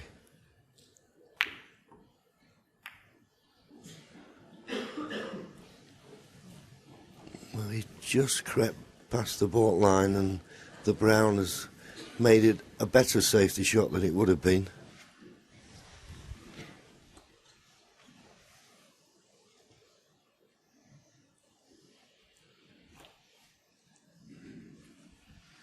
Yes, he started his quarter-final match, Barry Hawkins, in the first 4 frames. I mean, how he managed to win a frame, I don't know. He won a frame with a break of 24 to go into the interval 3-1 behind, but he came out after the interval, and in the next 6 frames of the match, he reduced Neil Robertson to just 8 points in 6 frames.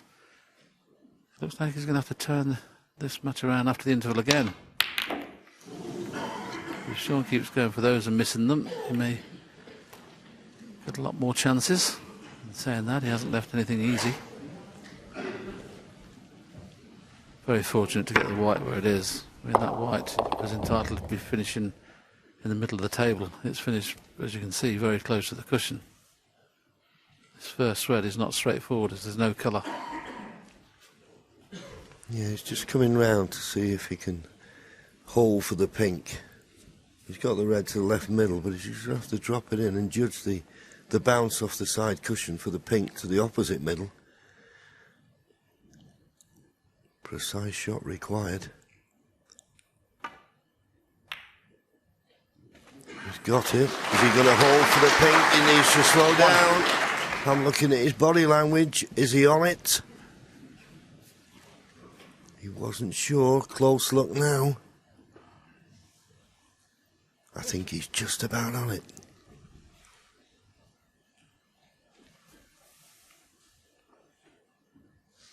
But this is the pocket that's been catching him out so far in this match. But not this time. Good pot. That's an excellent positional shot off the red. You'll have to say that. And he could just barely get through to the potting angle.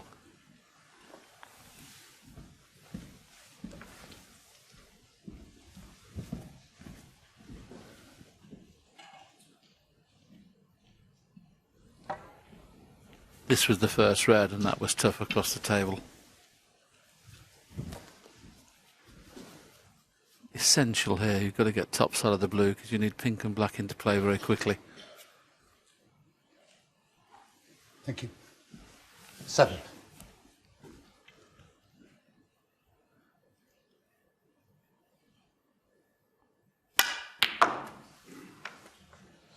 Eight. Almost miscued then, I think. I was just looking at his tip. It didn't sound good.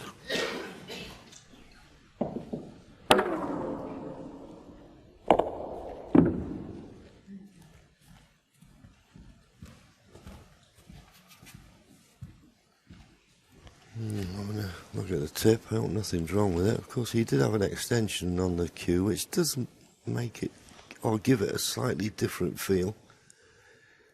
But wasn't a good chance. But once he spotted the red and the pink, he'd have been open for more than 8 points.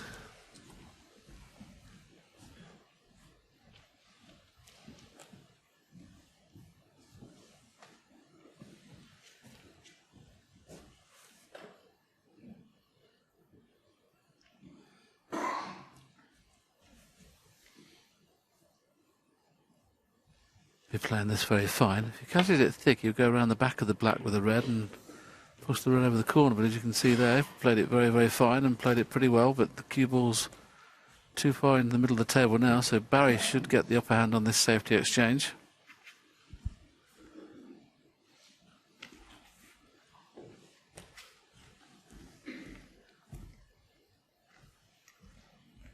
There is a possible pot to the right corner now. He may consider playing it.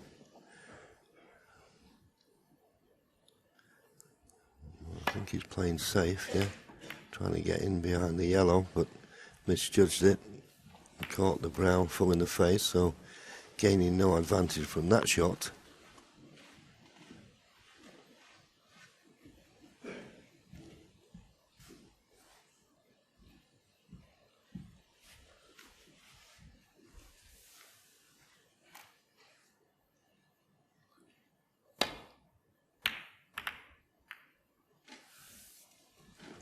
Well, this looks a good cue ball.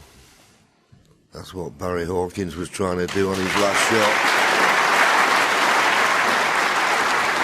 And that's the way it's gone. These first 3 frames, Shaun Murphy just one step ahead, particularly in the safety.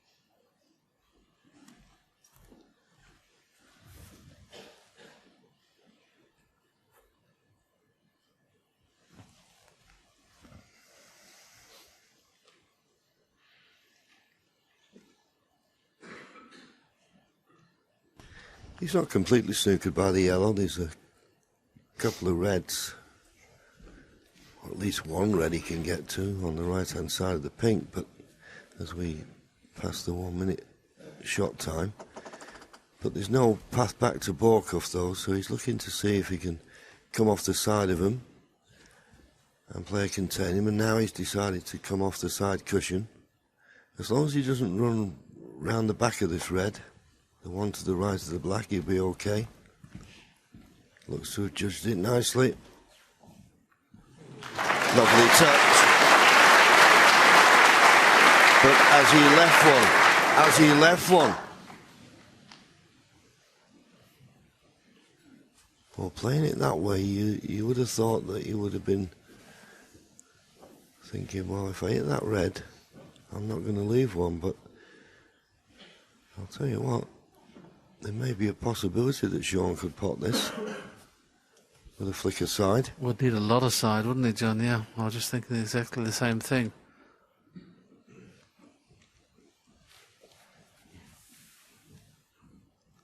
Certainly not playing, just playing the safety shot. Oh, what happened to that cue ball? It seemed to take off. That's the first bad bounce I think we've seen so far.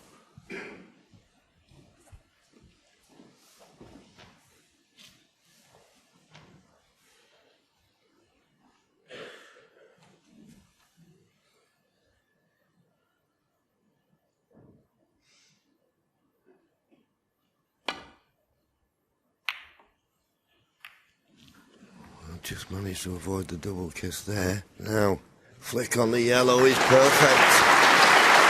That's the best safety shot he's played.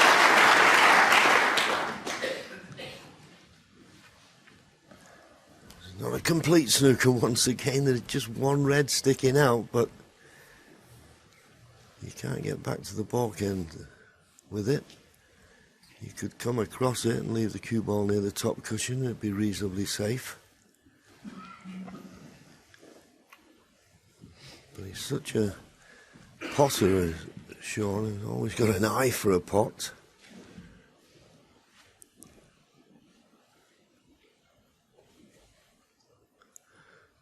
Well, he's going for the pot, it seems. Oh, well. We've seen some potting in this tournament, Willie. I mean, unbelievable. When you consider the cue ball's bound to cannon into reds near the black, So he wouldn't have had a lot of idea where the cue ball was going to end up. And he just gets down and knocks them in like they're over the pocket.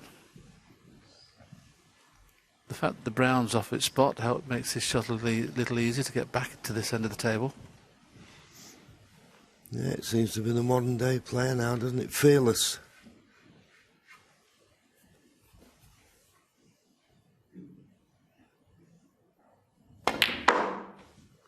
Oh, misjudged that. As you said, Willie, with the brown not being on its spot, it should have been easy to get in and out of baulk. 6. Poor positional shot, that.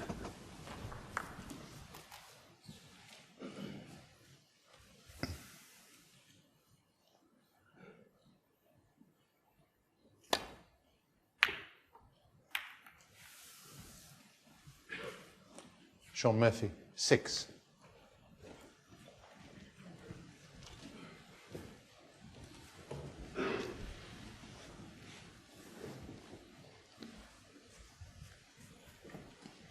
Barry's having a look at these two reds.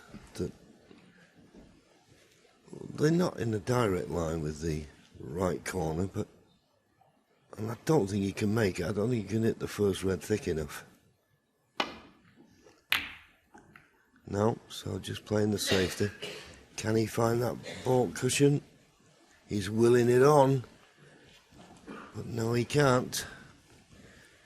And if Shaun can get to the red, well, he's having a look at this one. If he can get to the red that's to the left of the pink, then it's quite a straightforward safety shot. The fact that he's looking for this red down the right-hand side cushion tells me that he can't get past the blue.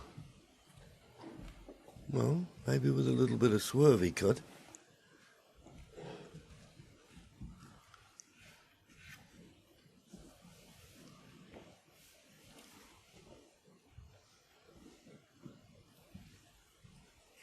Well, there's a couple of reds that look as though they're a plant, but there's quite a bit of distance between them.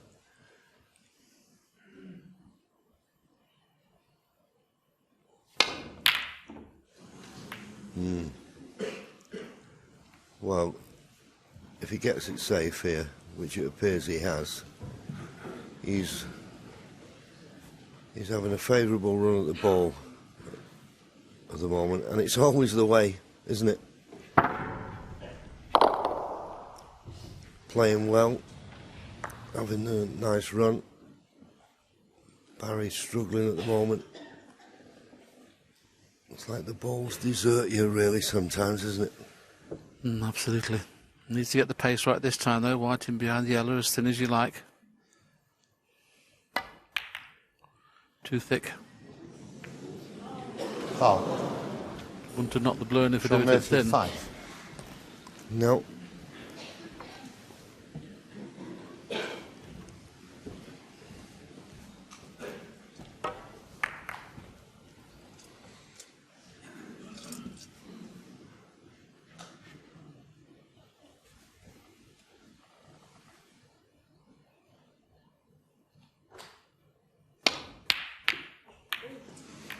Well, I don't think he played the pot there, but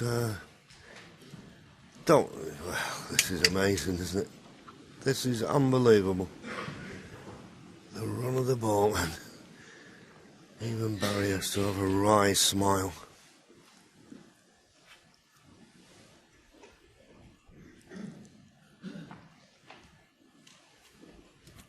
He's almost forced to taking this pot on. Okay. Bound to leave the other red, and he's trying to go maybe in off the red or even move the red. He's maybe just trying to screw back and just get the red out of the way of the pocket. Yeah, that's all he was doing, but where's the red going? Got a great white. Barry's turned to have a bit of good fortune, and boy, did he deserve it after the last 3 or 4 exchanges.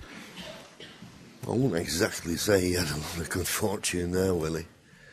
He'd have been very unlucky if he'd have left the red. I don't think the good fortune compares with what Shaun's had the last 2 visits. I agree, but that red could have gone over the corner pocket. Yeah, That's how fortunate he was. 1.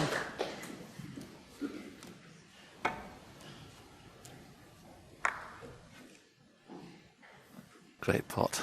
Difficult green.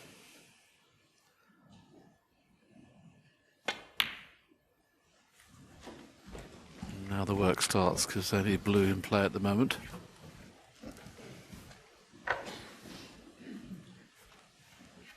Four.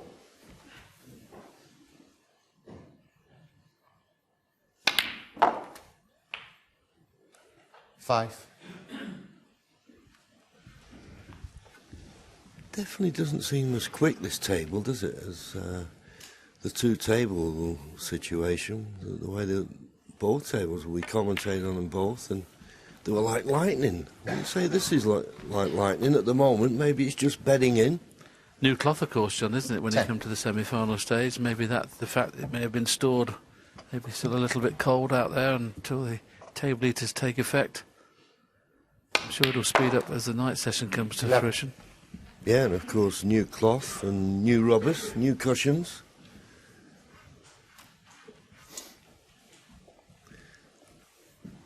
There's the table heater, 50 degrees centigrade. And you think, oh, you couldn't put your hand on it. But I asked the guy, and by the time the heat gets through the slate to the bed of the table, it's normal room temperature.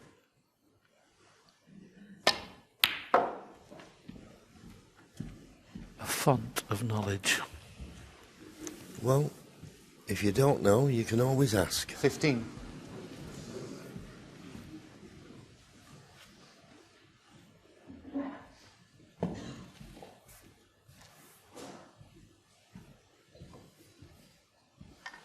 This is a little bit risky. I don't know whether he's just going to play plain ball for blue or bought colour. He's going to try and bring the black into play.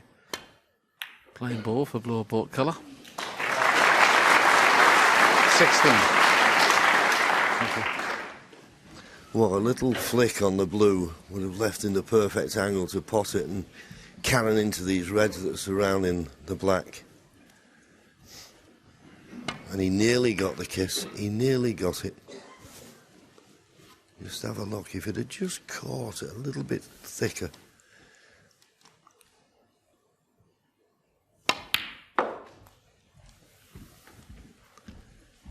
Well, this looks very well judged.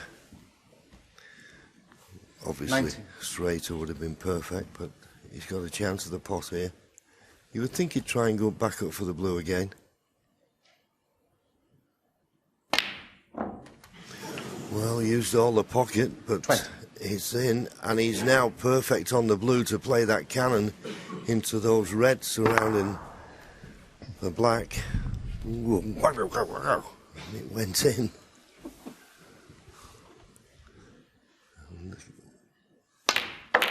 There's the cannon. Oh, he's knocked a red in. He's knocked a red in. Shaun Murphy, 20. Barry Hawkins, 5. And there's a chance now for Barry Hawkins. So, you have to say, Shaun, very unfortunate there. Couldn't foresee that happening. And Barry's left with an easy starter.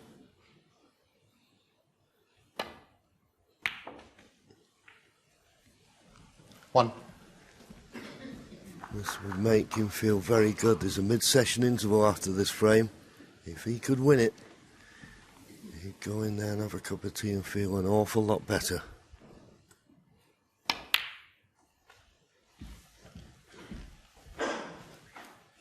Similar shot to what Shaun played a few moments ago when he was half ball on the blue. He'll be playing half ball on the blue and trying to cannon into those two reds. He'd like to hit them both at the same time, 5. like the joint, because it means that it pushes both reds into play. If he hits just one of them, it's not necessarily going to work. So he'll be playing right in the joint of the two reds here.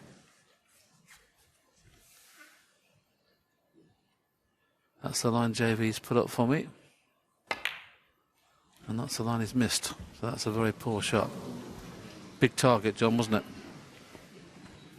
Well, 10. to not hit one of the reds, in all honesty, is unforgivable.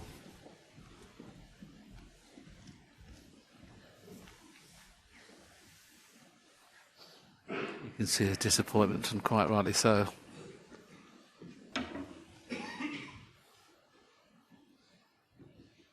Just not at the races at the moment.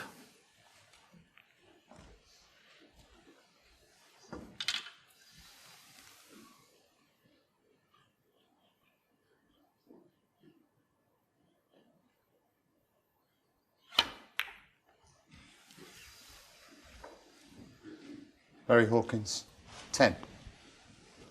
Thank you.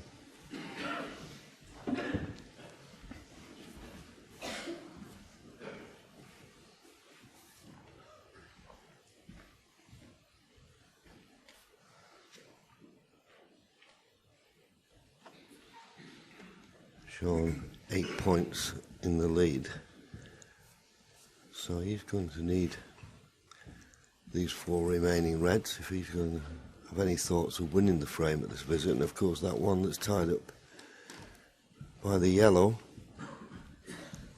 he had a look to see if he could maybe bring it into play, but it's too risky.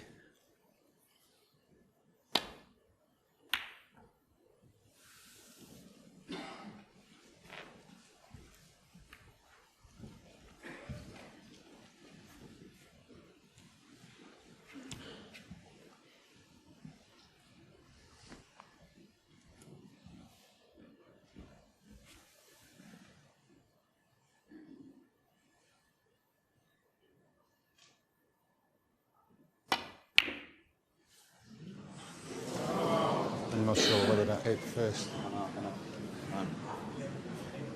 Yeah. Well, foul. Shaun Murphy, 4. You couldn't have foreseen that happening. So let me see now. Did he hit the yellow first? I think he did, you know.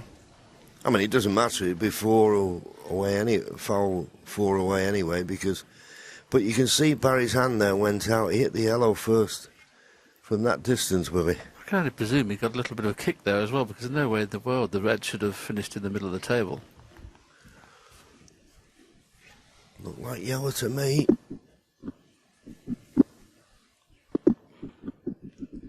Yes, Jan Verhaas was just questioning whether it was yellow first, but of course once the yellow had gone in, it made no difference at all. Still the 4-point penalty.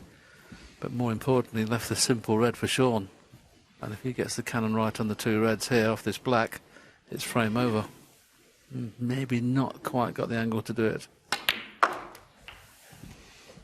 But he should make certain of the angle this time off this red. He's got a 20-point lead. 8. 9. And he's got the angle. After this black, another red and a black would get into the snooker's required stage.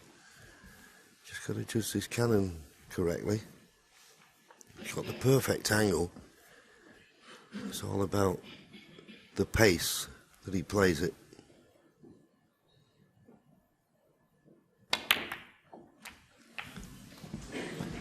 I couldn't have played it like that, personally. I'd definitely be making certain that I just hit one of the reds half ball. 16. Basically what he did, he played a cannon on the red and caught it too full. Wanted to hit it sort of quarter ball really and get that red out of the way. So it was a frame winning opportunity. Not now. So Barry Hawkins still, see, he caught it almost full. Needed to catch that thinner and get that red out of the way. But Barry Hawkins will be relieved that he's still got a chance in this frame. And he has. Don't think he can get past the black comfortably this way. The thicker he hits the red, he'd be worried about pushing the second red over the corner.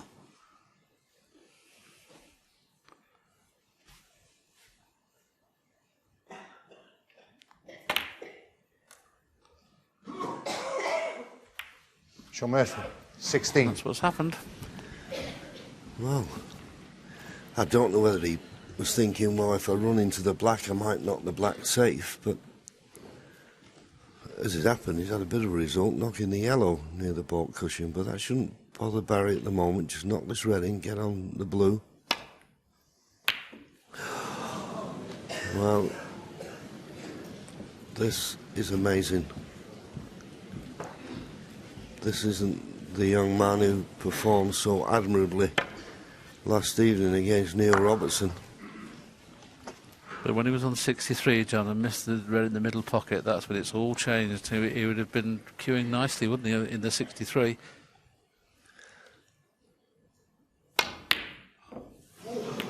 Well, it's not cost him.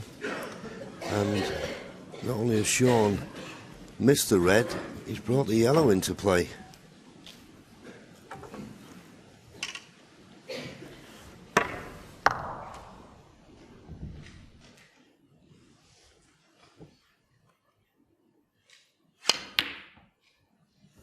And this is a good safety shot.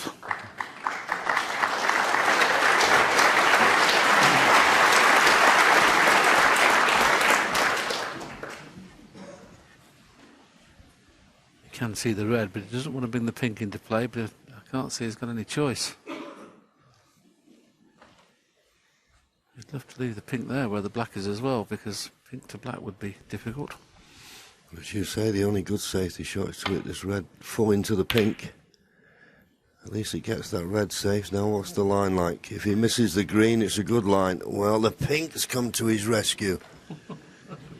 This is amazing, the way these balls, sometimes, as we've always said, and we're not being superstitious, and I'm certain everybody and anyone who's ever played a ball game, sometimes you miss your opportunities. It's like the balls never forgive you.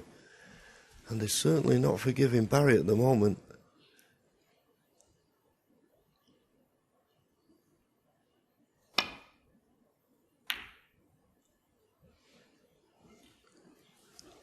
No, he needed to be the other side of the green to make it a telling safety, and he's left a chance of a pot on here for Shaun. And if he knocks it in, you'd think it'd be the frame winner.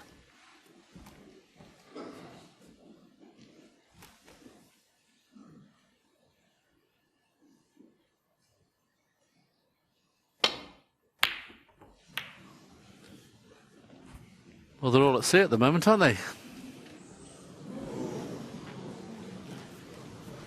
Well, Barry, here's another chance.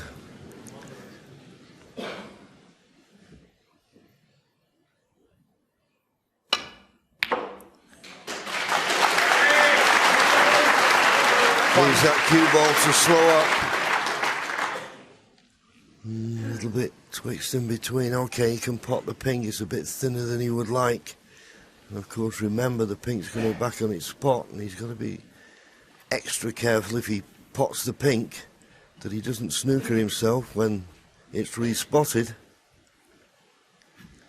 Just came around to look at how high he can finish up the table.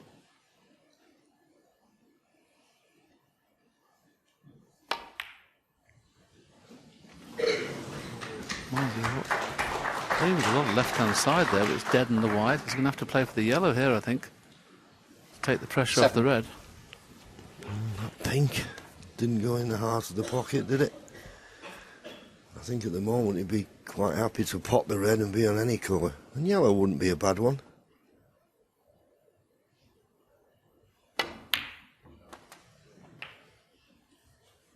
Now, is he going to be on one? 8.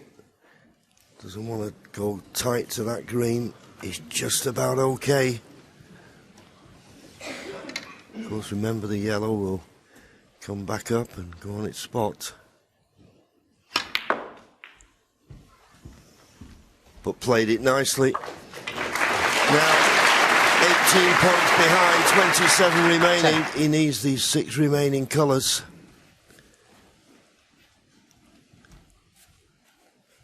Big moments now for Barry Hawkins.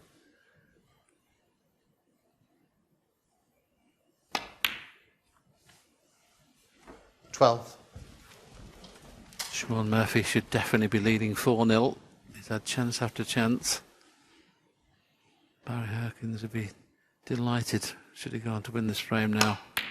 Having lost the second frame, which he should have won quite convincingly. Yeah, I usually say the key to a clearance is position from brown to blue. More so here because of the black not being on its spot. Needs a nice angle on this blue just to drop on the 19. pink. And he's got it. Right, anything but straight here on the pink. Because if he's straight, the middle pocket's in the way to screw back. 24. Not the best of angles, but it's not going to go in off, so you can play this with a little bit of confidence just before the middle pocket. A little bit of side to get closer to the black. Looks like he's running around 2 cushions. He's going to have to hit this quite firm. I can't believe he's not played the screw shot off the 30. pink. I just cannot, I just don't see the point of that shot at all. Yeah, I agree with you, Will. If he plays the screw shot, at least Settle he's going down, to have a please. chance Thank at the black.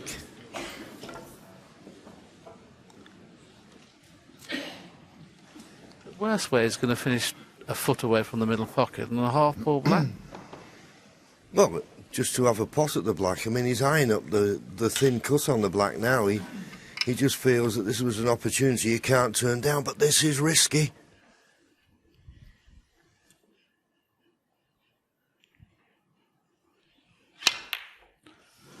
Risky it was. He's played it in such a way that I think he's got a good Barry cue ball. Hawkins, 30. But the shot pink to black. Can't believe it. Murphy looking at the potting angle. The in-off is close in the middle. Should he pot it?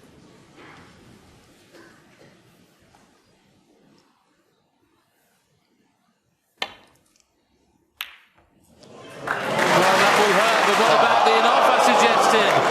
Barry Hawkins, they both smile and laugh. Barry Hawkins knows he should have lost the frame. He's now won it and goes into the interval with a smile on his face, but still trails 3-1.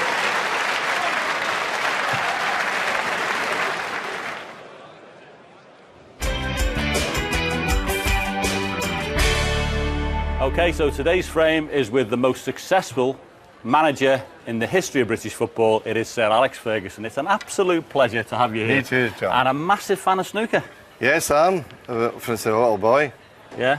Played when I was 7, 8 years of age in the local clubs in Govan. Yeah. You know, it's always been there. Yeah, and yet someone, as Jason was telling me, you have a snooker table at Pataudry in the gym or something. Yes, I did, yeah. I played in that a few times. So. Got a few of them idling in there when I was going to track. Right, go on then, we'll let you break off. We know you're a competent player. How's the pace of the ball? Oh, look at this. He's just tested. It's fast. He's tested the table. It's fast on my table. Is it? Oh, yeah. Well, hopefully this won't be quite as competitive as when you play your brother in the house, because Jason was telling me it gets a bit serious. Agony. Well, that's not that quick. Sir Alex, I notice you've actually brought your own cue. Now, this is quite professional. Oh. What's the history behind this cue you've got? Well, this was presented by Ken Doggett to me when I retired the first time. So what happened when you came he's back? He's never phoned me again. Never heard from him again. He's probably wasn't paid for it. When you think of the players that you most admired, who did you like? Whose style did you appreciate best, would you say? Well, I think because he was Scottish and when Steve Henry hit that role, he won it, 7 years in a row or something? He's fantastic, phenomenal achievement. And I think I was more interested in what Steve was doing at that time. Now, I came home on a flight a few years ago and I was with Paul Ince, and he told me, and it still rankles with him, by the way, but you used to play him competitive matches on the snooker table, didn't you? And you used to beat him as well. So I'm in the house in the summer, phone goes, Ince, what are you doing? I said, no, nothing. He says, I'm coming to play. So he comes with Claire, his wife. So I says to Claire, go and have a cup of tea with Kathy. She says, no, I can't, I'm not allowed to leave. I said, what? So when she sits there, and I battered him. Honestly, I battered him. And he turns and he blames Claire. Yeah, well, honestly, it's not gone, because when I saw him, and honestly, it's still rankling. Good. You remember like Cliff Thorne and the Welsh player? Terry Griffiths. Yeah, I mean, they took ages. Well, I played Brian Robson last week at Cheltenham. Agony. Was it? He was a week in jail. Longer than a week in jail, playing his shots. He was taking 5 minutes for every shot. He's trying to put you on. And that was Brian Robson. Determination, concentration, every shot. And it's concentration, I think, is the most. I don't know what you think. Listen, believe you, man. I think it's one of the first things that go. It's the hardest thing to maintain, that's for sure. Has money changed the game, do you think, in football? I don't think the good players that money matters. I really don't. I don't think it matters one bit. I think winners are winners. It wouldn't matter if they're on £10 a week or £1 million a week. I strongly believe that. I think maybe from the lower levels, I think that a lot of players look upon a survival or look upon that as an earning, and it's important to them. But the really top players, I don't think it matters to them. Because of the amount of money that's coming in now, do you think that it's actually changed the way managers have to manage? Looking back at the start of your management career, would you change anything now, knowing what you know? We have to change. We have to accept change. It happens. In, like, for instance, sports science changed a lot in my time, and you have to embrace that. Look upon the good parts of it. You know, I always think that what I didn't want was gimmicks. I said that to the medical staff. I said it to the sports science. Don't bring me gimmicks. You know, something that's substantial, works, and improves us. That has been a big change. The change that maybe people look upon is there too much money in the game? Well, you know, the best players deserve to get paid, because if you look at individual sports like tennis players or golfers, the money they earn, I don't see why top fielders shouldn't get paid what their quality, their talent deserves, really, to be honest with you. I think that there should be a lot into grassroots, into development of young players. I think that's going to happen. And then we worry about player salaries going to a level that some clubs will suffer, you know, because they want to stay in the Premier Division.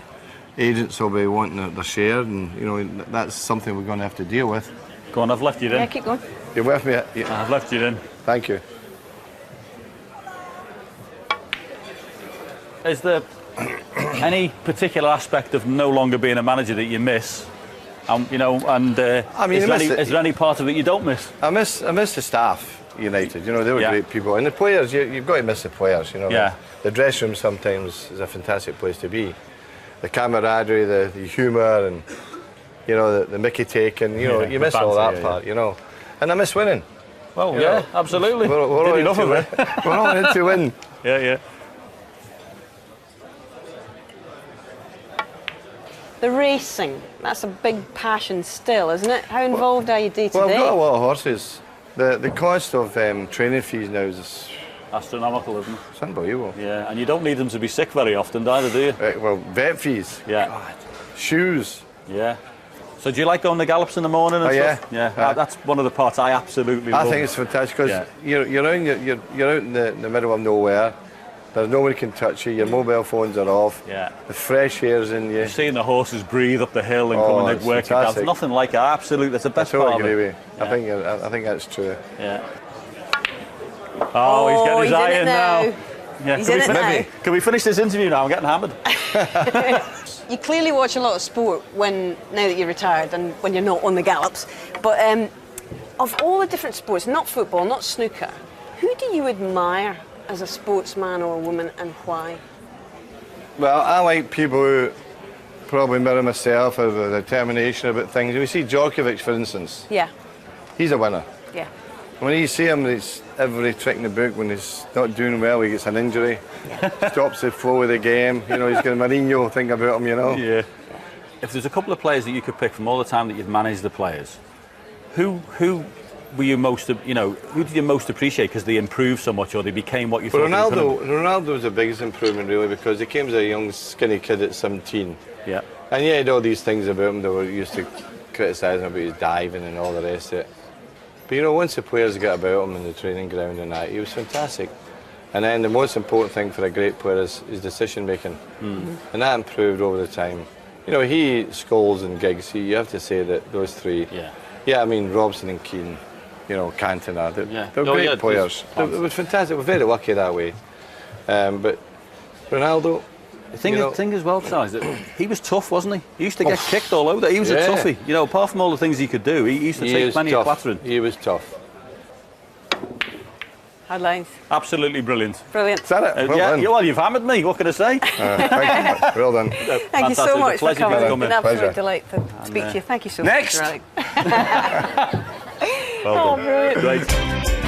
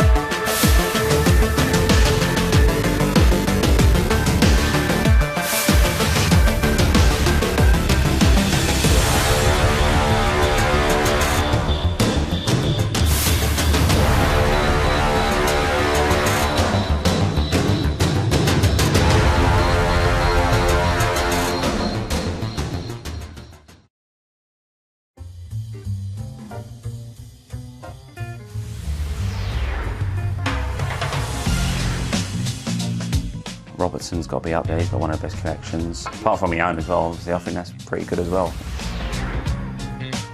Probably is the best break builder in the game, really. So you've got to go for the best, really. So yeah, Ronnie. Trump or Robertson. I'd have to pick one. Ding or Ronnie. Well, Higgins as well, obviously. So Ronnie as well again, really. But it's all so close, you know. So, yeah, Ronnie. Ronnie won for that one. Higgins. Selby's got to be up there, coming from behind and that, and Higgins is up there as well. I'd say Higgins as well. Higgins. Probably hits the ball a little bit harder than most people as well, really. So, yeah, I'd say Trumpy. It's got a lot of Q power. I'm pretty comfortable with the rest, so I'd say myself. Higgins. In so many matches over the years where he's won from being miles behind and close matches and cleared up when he needs to clear up, and yeah, definitely Higgins is up there. Higgins again, really. He wins so many frames from behind, and they're so important in frames because they kill all your opponents. Getting a bit repetitive now. Higgins again, really. I mean, everybody misses balls, but he always plays the right shot. McManus. Angles McManus. Ronnie. Seems to blow, well, once he gets ahead, it just seems to get stronger and stronger, really. There's so many players, I think it's hard to pick one. Higgins, Selby, Robertson. Dottie's got to be up there as well. He's really light and never gives up.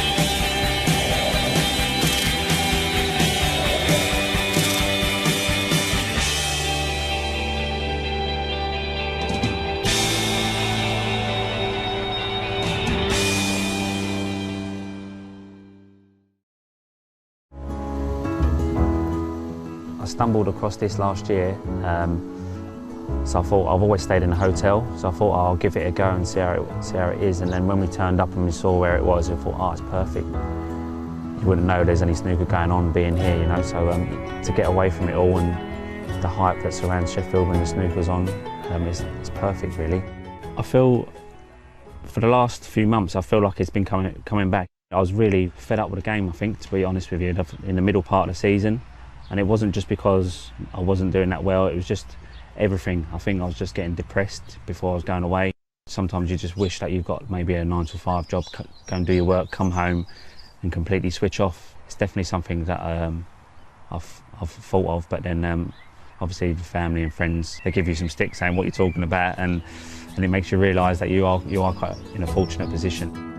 It's my living now, you know, that's how I earn my money. It's not I don't play so much more for the love, I play more now, I suppose, to support my family. Sometimes it's hard to keep telling yourself that you're up there for a reason, because of good results, and you are like one of the best players in the world. It's something that I find hard to say to myself, but I have to keep, I suppose you've got to keep telling yourself that in order to believe it. The hunger to pick up a trophy again is definitely there, and to get to like the one table set up here and things like that, that's what you play for, really. Everyone's here to win it, so I mean that'd be an unbelievable tournament if I can go all the way and lift the trophy, because that's what every player dreams of doing. If I was to do that, then yeah, I'd die a very, very happy man. Yeah.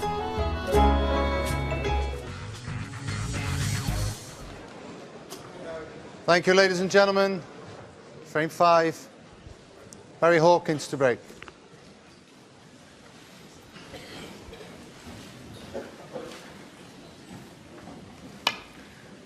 Mid-session interval over. Another 4 frames to be played in this session. And still can't find that baulk cushion.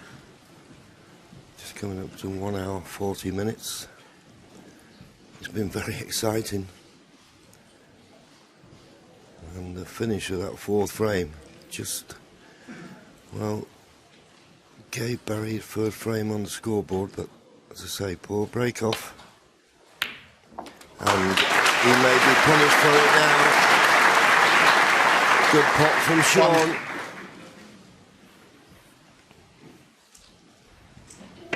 The pace he plays these, John, you know, I always like to see a player play a shot for something rather than a shot for nothing. And of course he's played that purposely to finish on blue or baulk colour. And absolutely finished nicely on the blue, can play round the back of the colours and be on choice of reds. Didn't necessarily play for one in particular there. If it's too hard, he's on the one on the left. If it's too short, he's on the one on the right. 6. Just stopped in time.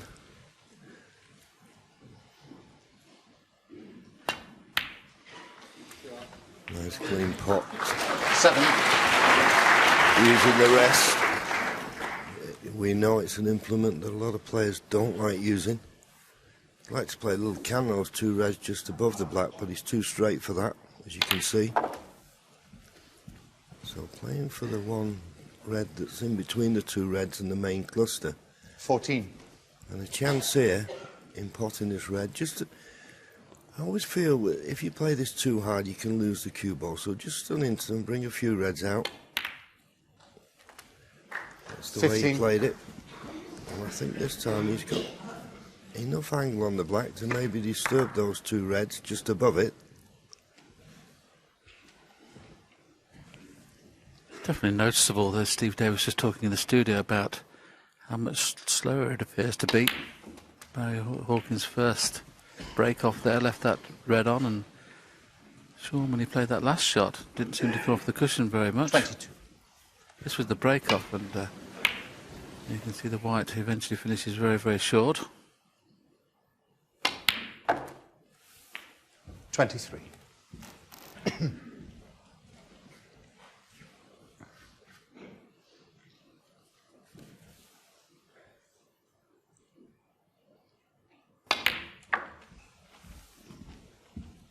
Just playing for the loose red, the one to the right of the pink. Played it 28. nicely.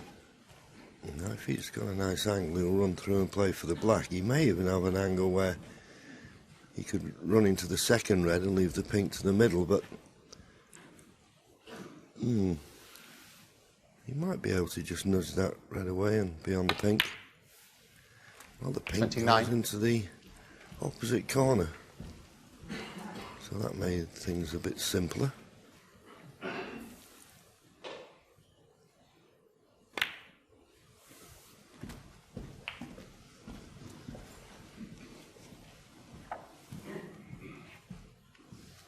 $35.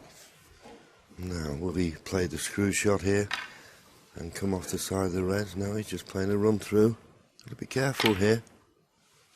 Just managed to use the reds. 36. And now he's got a nice position just to play a little cannon on that red just above the black.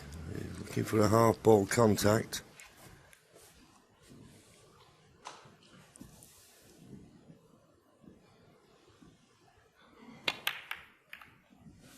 Played it nicely.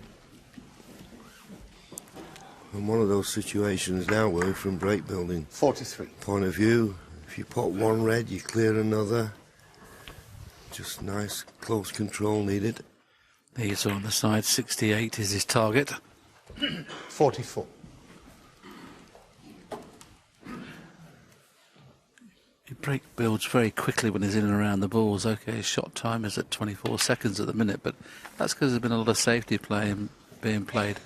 When he's in full flight, he'd be around 19, 20 seconds. 51.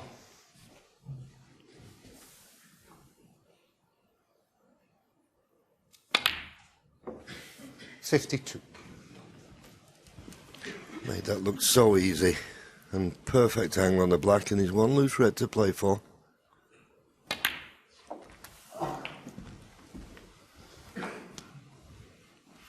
Little surprised he didn't 59. try and finish low on that black to pot the red and bring other reds into play. The only reason I'm saying that because the pack is not ideal. 60. He could spring off the side of this pack and go virtually past the blue spot. So he's a pretty foolish kiss on this red that's just above the black. See how the white sprung off? It was always going to happen that if he didn't get the good contact. So for me, the previous 67. shot was not his best. Yeah, could have done with hitting that red just a little bit forward, but I see what you're saying. If he'd have left himself low on that previous red, then he could have potted it and nudged all the reds into play. This is a tough red he's taking on here, but it's only the red for the frame. That's the frame winner. Great 68. Puts him 68 points in front, 67 remaining. And if he knocks the black in, 2 snookers will be needed.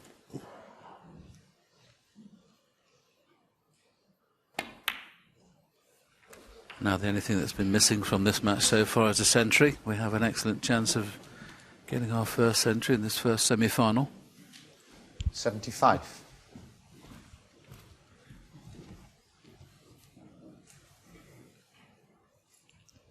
He's already had 6 centuries in this tournament. 76. And 67 been made, John. Do you see the target of 83 going? I fancy 83 being beaten. Yeah, it could be a record-breaking year. But he needed a better cannon than that. May possibly, because the frame's well and truly won, may possibly be able to double this red to the right middle. Get in! And it did. 84. It did.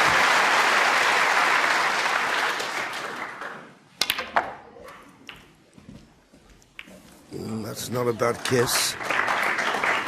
So 91. 91.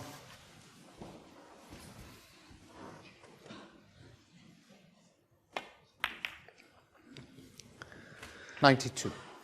He's got a little bit of work to do now off the blue. I thought this red's on to the left middle. If he can get behind it, he's got a lovely line. They always look easier than they are, these, but he can. 97. He's got a nice angle just to drop it in and let gravity take over. Well, he doesn't fancy it, you see. This looks a lot more difficult. It's in. It's in. So pop the cover and make the 68th century. Wonderful. Wonderful. And we're getting ever closer.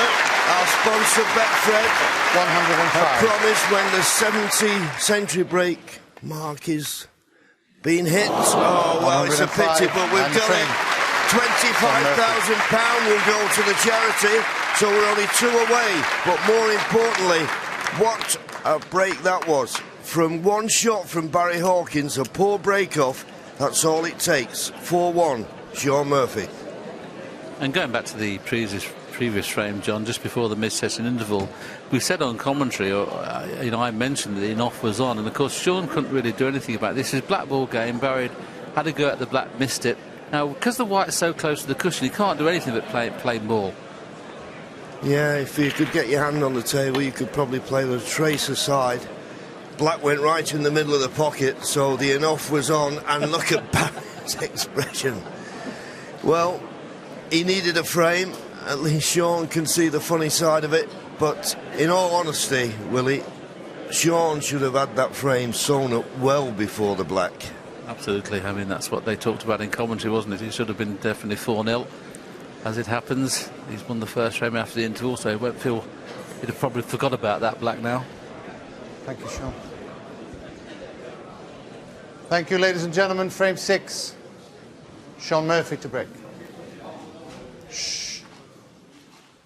Shaun Murphy breaking off in frame 6. 3 more frames before the first interval in this match, and I would suggest that Barry Hawkins would be pleased to get out of it 5-3 the way he's played. needs to win 2 of the remaining 3 frames to do that. Yeah, it's a much better break-off shot from Shaun Murphy. I was just going to say, we're getting near the 70 mark, and the sponsors have promised to give an extra £25,000 when we get to 70 centuries for the Bluebell Wood Children's Hospice. A lovely gesture, and we're only 2 away from it now, so I think that's money in the bank.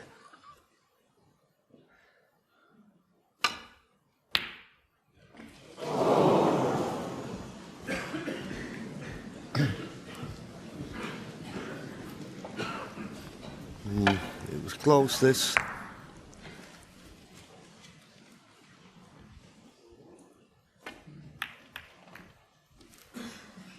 That's the other thing I notice nowadays, Willie. I mean, remember the days you'd play someone like an Eddie Charlton or someone like that?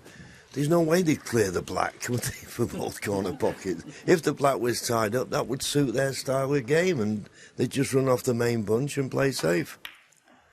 But now, either player, every chance they get, are trying to bring the black into play, so if they do get an opportunity, they can win the frame in one hit. That's what we always talk about break building, isn't it? You know, if the black and pink are tied up, you know, get them open early.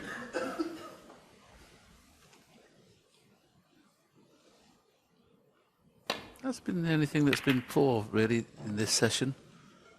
Safety play has not been at its best, but they get, you know, it is a brand new table virtually. Cushions have been changed, cloth's been changed, table has been put in the middle. And as Steve Davis alluded to in commentary in the studio, you know, players are struggling to find the bought cushion. Look at that safety success from Barry Hawkins, 69%. He's got to up that. And if it was a safety battle, John, you'd fancy Barry Hawkins to win it, wouldn't you? Under normal circumstances, yes, I'd agree. He'll be pleased that Reddy played safe off there, went tight to the right-hand side cushion. He could well have left that. It won't tempt Shaun now, though. Are you sure? Not positive. He's going for this with running side round the back of the black. Why are you noticing? Well, I'm listening. You couldn't hit a ball sweeter than that, could you? Couldn't play it if it wasn't tight on the cushion, though. Brilliant shot.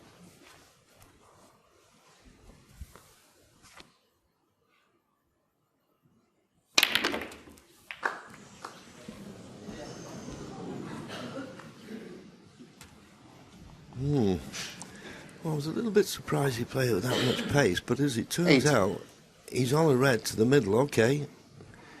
It's a tricky one, but he doesn't have to do much with a cue ball. The problem was there, he hit the wrong red. He just flicked a red before he made full ball contact on the second red. But this red, as I say, goes to the middle. No. Didn't have to do much with the cue ball. He'll be disappointed now after that tremendous opening red. He didn't make a better fist of that possibility to accumulate a lot of points. Well, Barry's not looked at the double on the left-hand side cushion. That red, he could play for the black and leave the white in a similar position to what it is now. There's nothing on. So there's a little bit of value in playing the double here, but he's not even looked at it.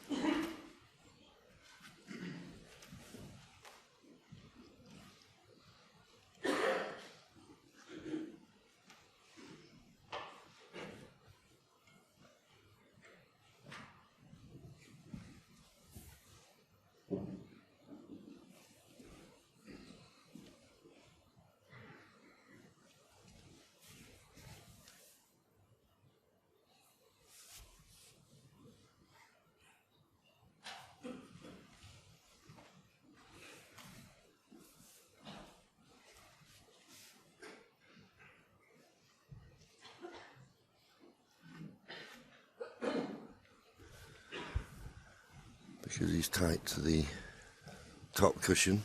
he can't get the cue ball back to the top cushion, so he's looking for a red that he could possibly roll up to, leave it safe.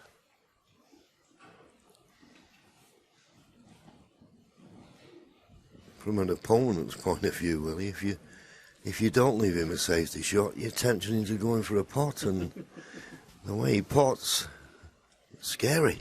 I must admit, playing Judd or Shaun at the minute, he'd be a hard task to get him safe.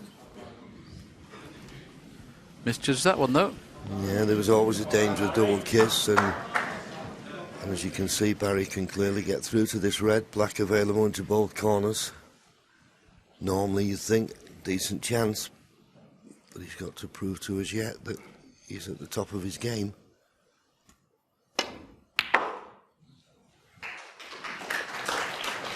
One. Didn't want to risk playing for the black, so back up for the blue. He's a bit straight on the blue, but shouldn't cause a problem.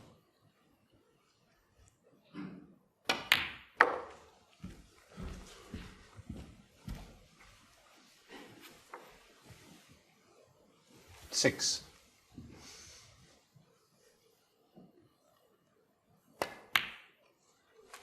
Seven.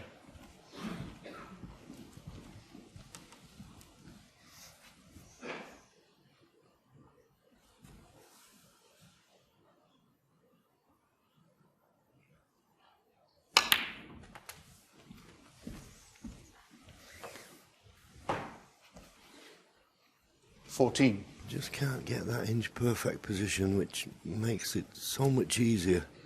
You get a good angle on one ball and then get a nice angle on the other, but he's running into the reds here.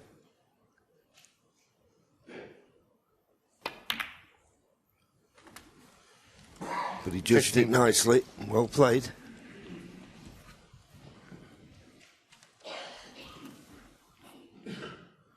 Under normal circumstances, you would fancy Barry to make this a frame-winning break, but these are not normal circumstances. Trailing 4-1 in the first session, a session that you 22 don't want to lose any worse than 5-3.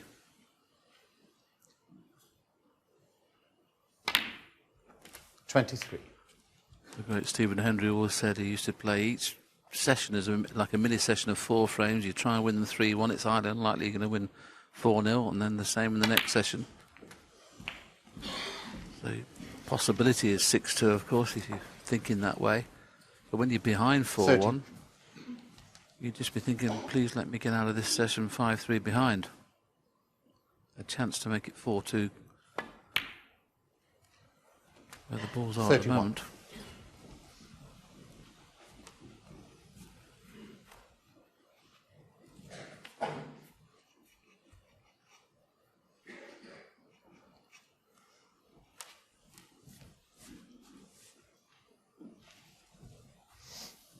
Well, he's got a choice of reds. Obviously, he's got the red that's adjacent to the left middle.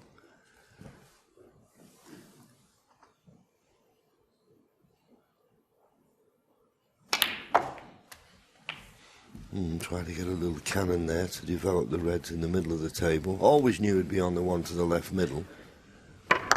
30. Just ran by. If he'd have caught that red that he just ran by there, about quarter ball, he'd have been perfect on a choice of 2 reds to the left corner. Just missed the cannon. But obviously the middle red goes and he can play for the black in the same pocket. 39. Played it nicely.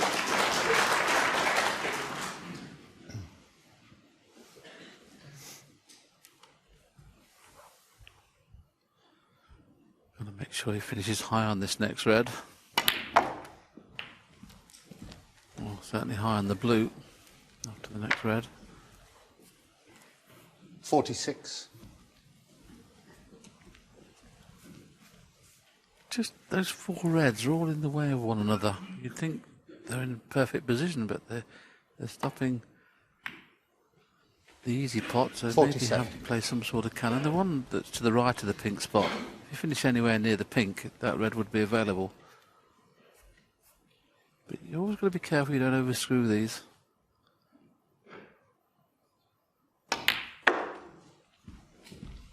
Very nearly did, but played the little cannon. That's a good shot. That opens every red now after this. 52.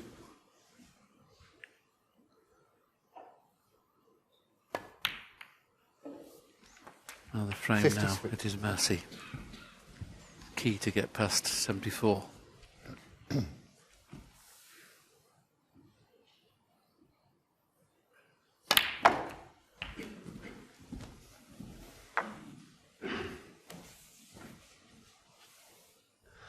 Red colour red. That's all that's required.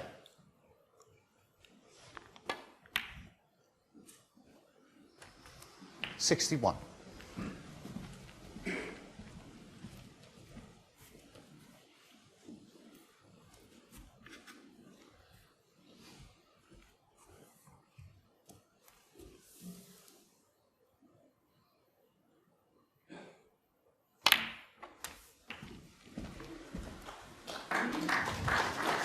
How careless is that? 68. You just can't believe what he's seeing, really, can you? He's 60 points in front. Well, he's having a problem with his bow tie. It's come undone. I just wonder whether, because if he flicked his bow tie just before he played the red, so whether he was worried about it coming undone as he was playing the shot. Suits you, sir. But he won't be happy. Well done, Jan.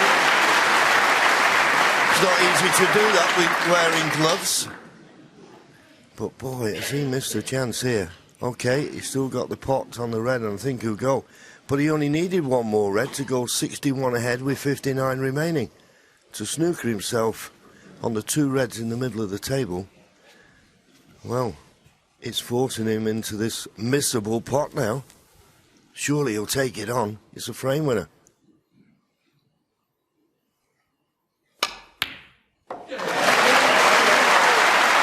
Well done. 69. Would have been so disappointed to have not been nicely on the red.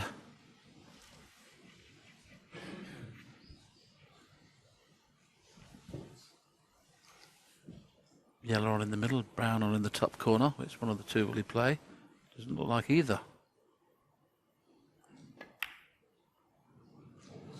Very nice break of 69. 69. And obviously Byron Snookers will close the gap to 4-2. Just trying to work out, John, how you know it's very difficult to dress somebody with the gloves on. Don't try it.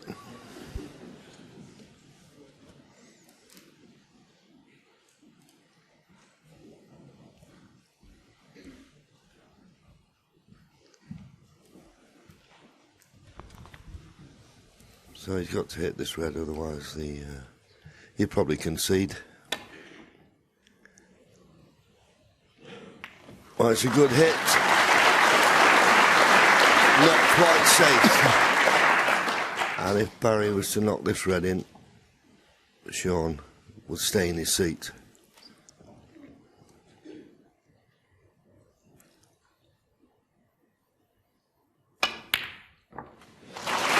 Good pot. To make him feel better, making a contribution that got him in and winning the frame in one visit. Or getting to the snooker's required stage, which in effect was winning the frame. So it's better now from Barry. He's settled in, he's got a foothold in the match, you feel? 7. It's already had breaks of 63 and 69, but it was only good enough to win the one frame so far. In the frame he won, it was only a high break of 30. But that won't worry him missing that black. He's doing the hard work with a break of 69 early in the frame. Shaun remains in his seat. Barry Hawkins has closed the gap to 2, but still trails by 4 frames to 2. Thank you, ladies and gentlemen. Frame 7, Barry Hawkins to break.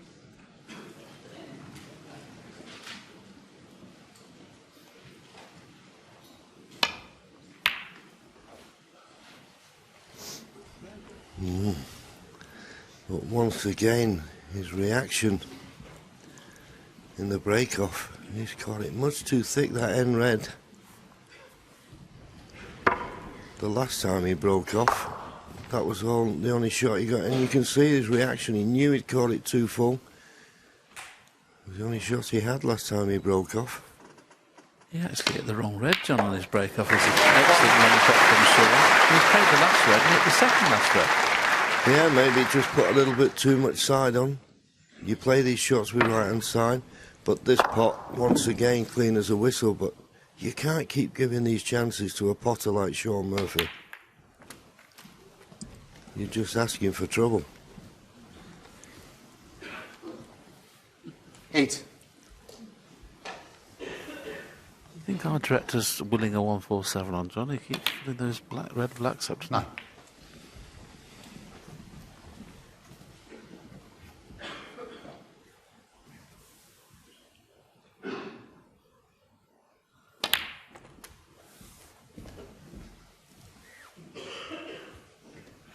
We've already had 5 16. breaks over 140, John. I can't remember that ever happening before. No, some of the high scoring has been 17.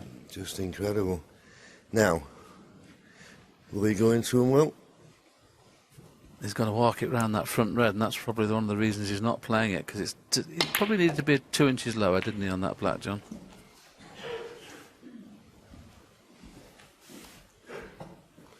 Chances are he won't be playing for the black now. Okay, he's got a red to the right corner, but that's awkward. The one to the left middle, unmissable. I've never been a fan of this shot, because I think you have to rely on luck when you're playing this shot in the pink, into the pink at pace. Do you not think just miss the pink on the right-hand side? That's the one that most, I would have looked at in our era, but of course they don't fancy that, do they? They just give him a whack. Now, OK, he's played it brilliantly, but, is it bad luck if he doesn't get that one, or is it good luck if he does? Well, I always feel you need a bit of luck when you go into them like that, but I think he's got a nice easy red to continue with.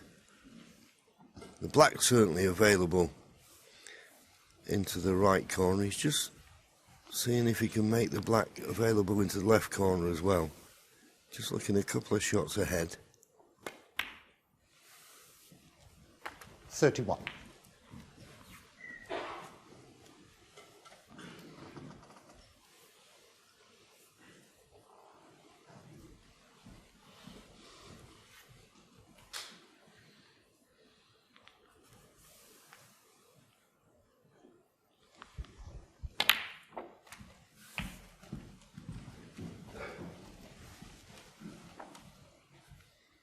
$38.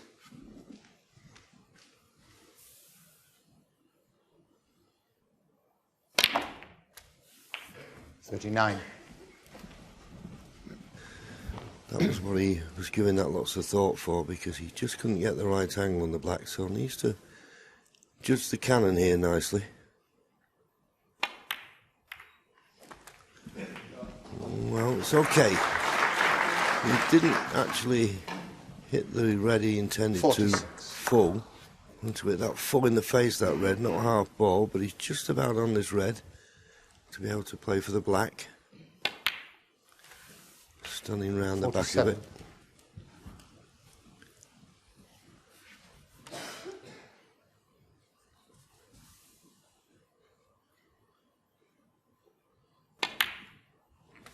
But it is amazing though, Willie, isn't it, that the last time Barry Hawkins broke off, Shaun knocked in the long red, 54. Made a break of 105. And it's not long odds that he's going to get past that winning line of 71 here. That's when snookers will be required. 55. So it could be 2 frames where all he's done is break off. It's the fine line between success and failure at this level. And also, he's going to have to find a different way of breaking off if he keeps leaving one on. Obviously, the table plays different to the semi-final tables, to the quarter-final table he played on last night. I mean, he broke off brilliantly most frames last night.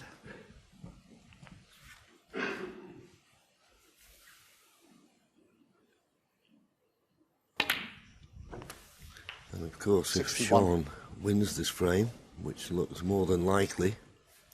He only needs the black and one more red. He's certain to have at least a 2-frame advantage.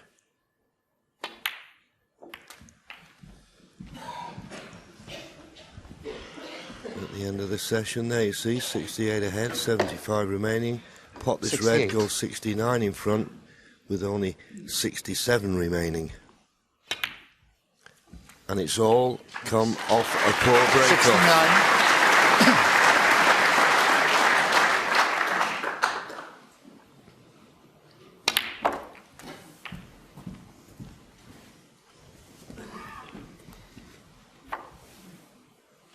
76.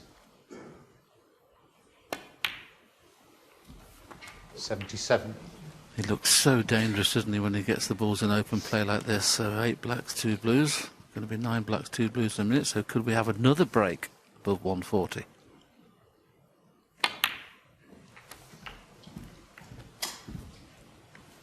A little bit careless, that. 84. Tricky red now. But a good pot. Okay, not perfect on the blue. Still a bit of work to do.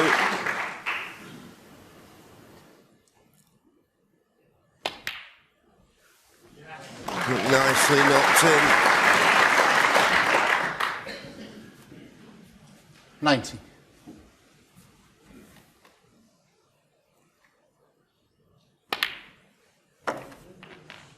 91.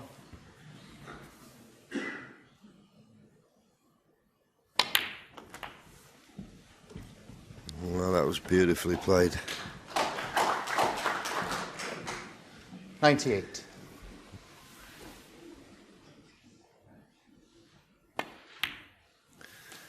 Last time Barry Hawkins broke off. It was a poor one. Shaun Murphy knocked in the long red and got 105.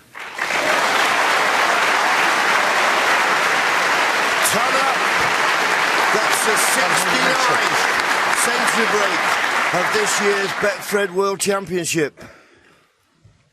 107.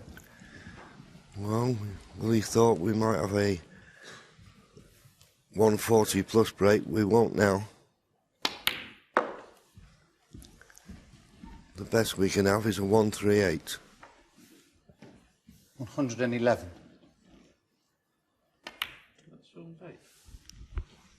113. This is Shaun's 8th century. 160. And Neil Robertson made 11, John, up until the quarter-final and got beaten with 3 breaks above 140. But there's still plenty of break builders left. That's why I think the 83 will disappear this year.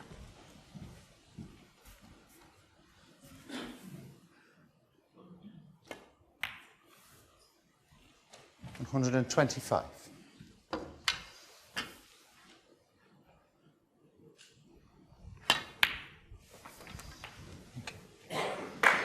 131.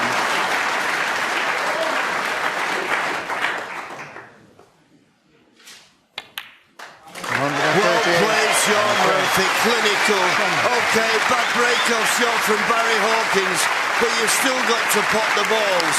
And boy, can he do that. And he now leads by 5 frames to 2. 1 frame to play in this session. Is it going to be 6-2 or 5-3? That will be the question. And you hit the key on the head there, John, the fact that the break-off. We're going to show you now 2 of Barry Hawkins' break-offs. Now, every time he's broke off, he's finished so short, John. Is he hitting the wrong red here?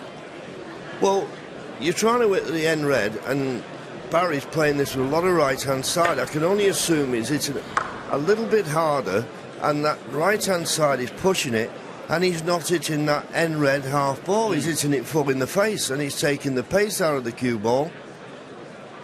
And this was an excellent first pot on the red from Shaun, and of course he went on to make that break of 105. Now the second break off, Shaun, I'm sure he hit the wrong red here. Just look here, he hit the first red first time. He's hit the second red this time. Yeah, he's aiming for the end red, the one on the left-hand side. Well, he might have just flicked that second red, but he knew as soon as he hit it, and it's once again the side that's going into the ball, and this time, I mean, don't get me wrong, you've got to knock them in. You've got to be cueing perfect. Final but frame of this session. that's the standard set. Superb break from Shaun Murphy. And now it's Shaun Murphy who's getting the last frame of this session underway, and it's Shaun's turn this time. I mean, both players are really struggling with the break-off. I don't know quite why they should struggle so badly. But I think we've had, obviously, 8 break-offs in this match, and I think 6 of them have been very poor. Yeah, amazing. OK, Shaun's been a little bit fortunate there. The red that would have been cuttable to the left middle is covered by the green, but there's still a red on here to the corner.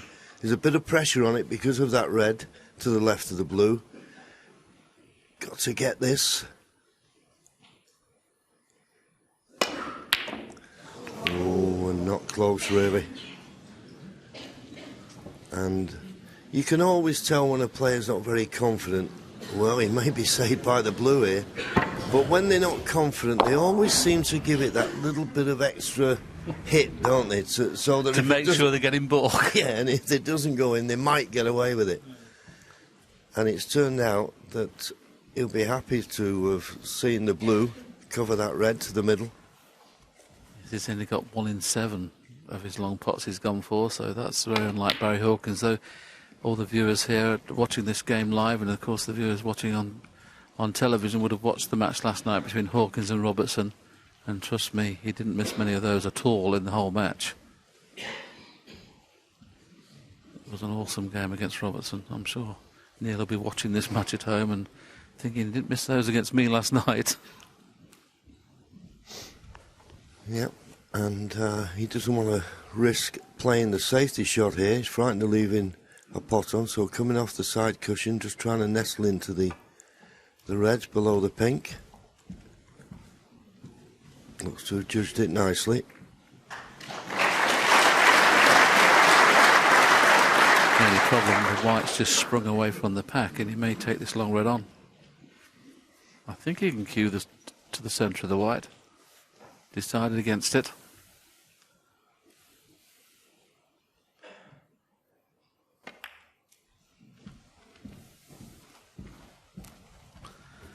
It's a bigger frame for Barry Hawkins this than Shaun, who's done his work this afternoon. Barry Hawkins is somehow going to have to dig deep and win this frame. Can't afford to lose any session 6-2.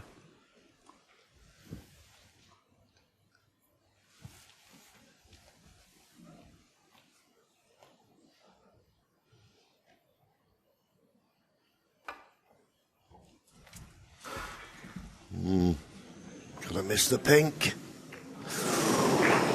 Just about. How did it miss the pink? It looked, for all money as it came down there, it was going to hit the pink.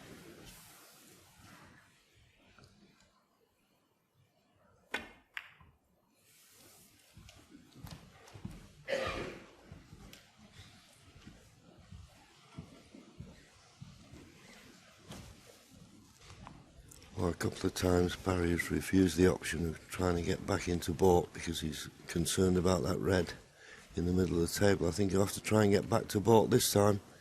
So he's got to catch this just right and have a good line and length.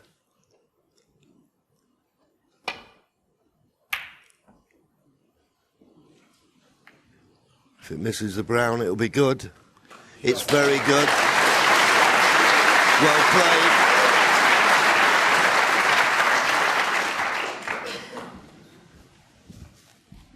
The red to this right corner is covered. Well, at least the one in the open. The one near the cushion, he might just be able to get through to, because he's just having a look if he drops it in, can he get to the black? But these are tough, just off the cushion.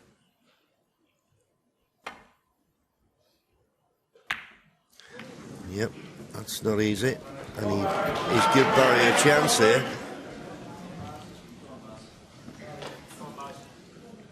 May have looked a little bit reckless, that pot, but Shaun didn't have a lot to go out there. He took a chance of knocking the red in and getting on the black. Now, these are key moments for Barry Hawkins supporters. He's the cannon on that red just to the right of the black. Got it, played it well.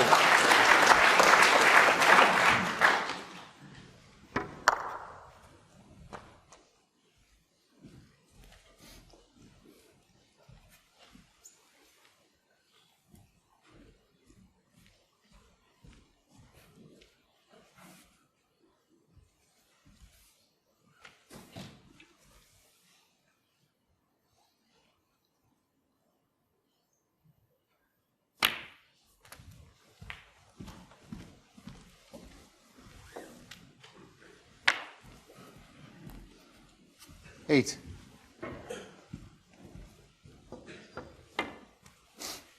Just love to finish low on the black this time so he can play the cannon into the middle of one of the 3 reds.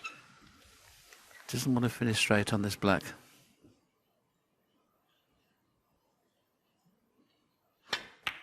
This is what you're always looking for. You're in the balls, you know, to make every shot a frame winner. That's the key. 9.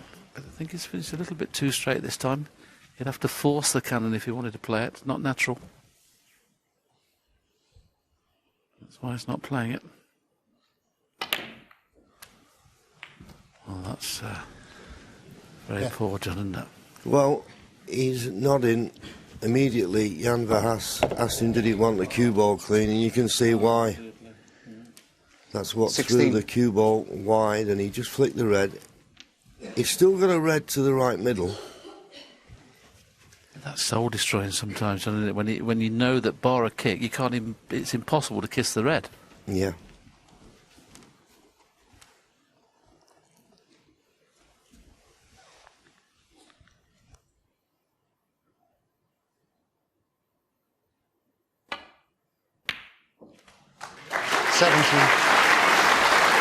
And believe me, when you not on the red you played for, that was a tricky pot, and he coped with it nicely.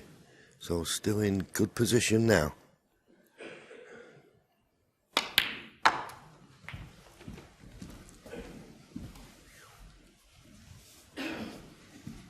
And I think we said when he was 3-0 down, maybe if he could get out 5-3, he'd be very pleased. He's got a chance to do that now.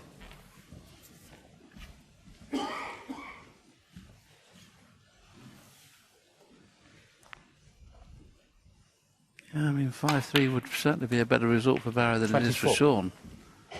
Because the boys in the studio were saying that he certainly should have won the 4th frame before he went in off. He was in first in the frame he lost to the 6th frame, where Barry Hawkins made 69.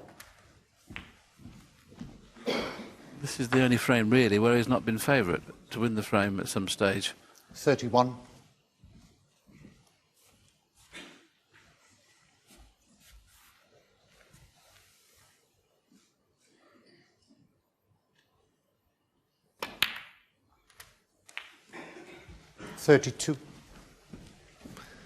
That's nice. Just the kiss off the second red.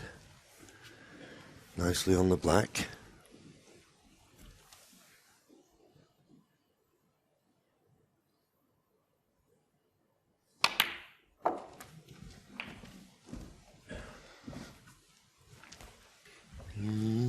Just a little bit overhit that. He's on this red to the middle, but he'd like to have been straighter.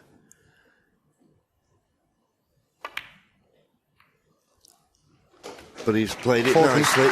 Just managed to get enough backspin on the cue ball to be on the black.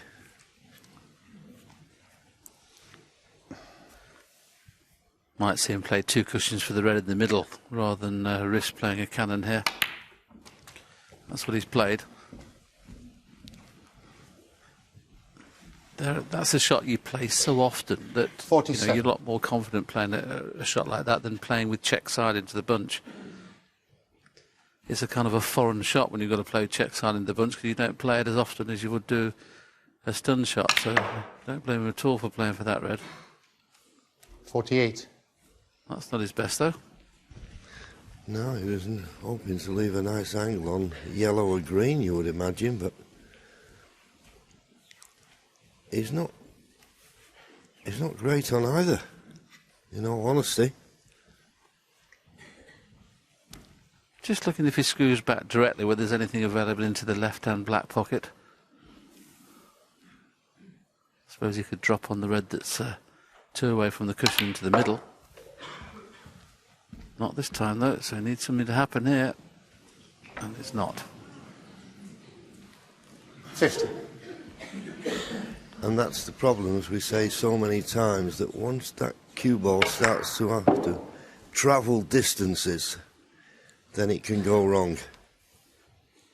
And he just lost position when he was in and around the black spot area, went up to the balk area, as Willie said, didn't play the best positional shot, And it's now end of break.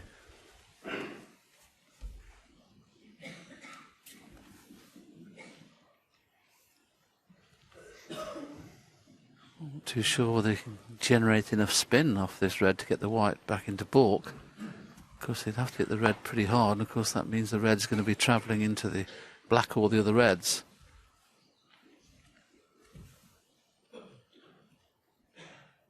Maybe just playing a little negative safety shot, pushing the white on the side cushion. Barry Hawkins, 50. I've never seen a player do that before. He played the shot and he put his hand up to say to the white, stop, stop. He thought he'd overhit it. He did a little body swerve as well, didn't he, with his body? I don't see the value in that shot whatsoever. If he finished tight on the cushion, I see the value. Yeah, but not where he's left it. Easy return to balk for Shaun. And if he gets a good cue ball, Barry could be in trouble. Not quite. He's left an easy path back to the balk down the right-hand side of the table as we look.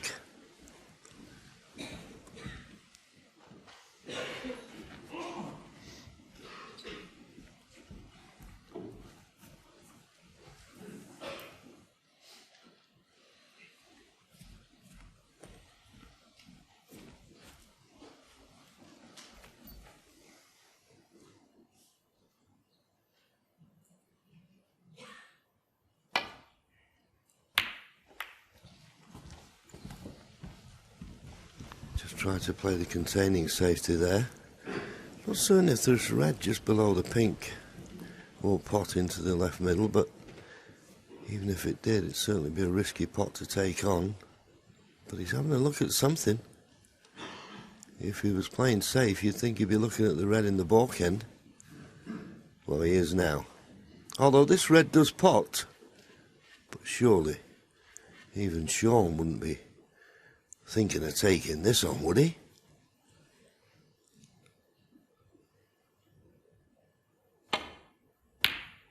Well, it's scary. It is scary, the balls that he's potting. Is there a safe ball on the table? Doesn't look like it sometimes, but of course if he was 50 points in front, he wouldn't have been playing it. He perhaps thought 50 points behind, should I pot an unbelievable ball there? I've got a chance of getting back into the frame, but he's going to have to play a deep screw on the brown if he wants to, or even the green into the top pocket. Yeah, the problem is with the brown, you've got to play with so much pace, you've got to be so accurate. That's the problem. Oh, well. Well, there's another good run of the ball. The red he played for, the brown has somehow knocked it safe. You can't get your breath sometimes.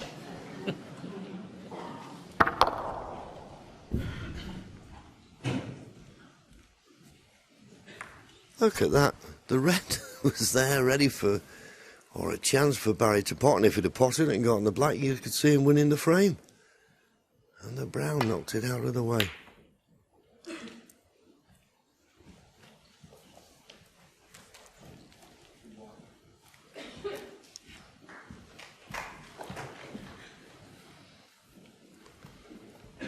So, Shaun's got an opportunity now. These two reds just below the pink. You're trying to find a place on the, tight to the balk cushion. Use the green as the blocker. Looks a pretty good line to me.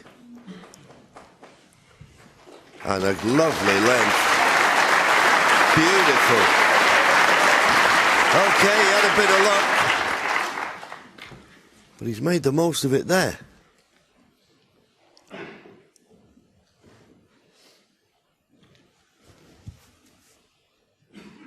Okay, Barry can probably snick that red that's just below the pink, but he can't play safe off that, because if he catches it a fraction too thick, and we can see there's just an edge of it as we look at the virtual, well, Barry's view. If he caught it a fraction too thick, you'd think certain he's going to run into the black, and of course the cue ball would stay at this end.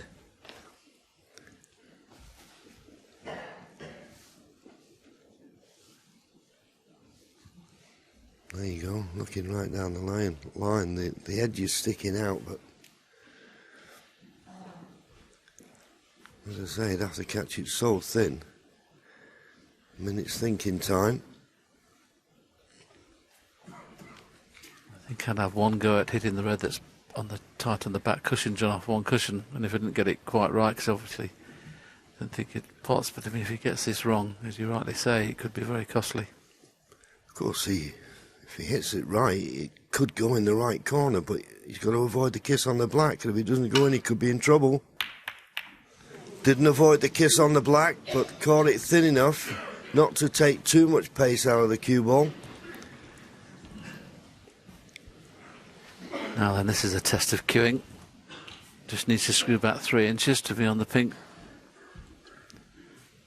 We'll be right down the line of this shot.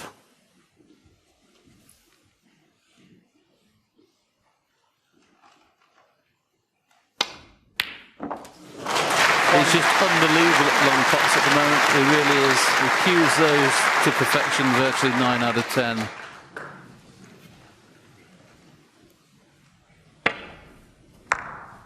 Just brought it back. Maybe another inch, but he still has a chance to bring reds into play or play for that one loose red, whatever he wants to do.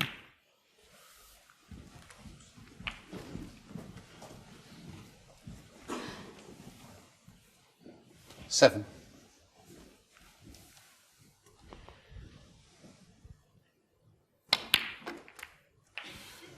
Clever shot. Now, this would be made a little bit easier if that red he's just canning into was available into the right corner. I'm not certain it is. We'll have to screw back for the red in the same pocket. And at the same time, if you're going to screw back, why not nudge the other red into play? 15.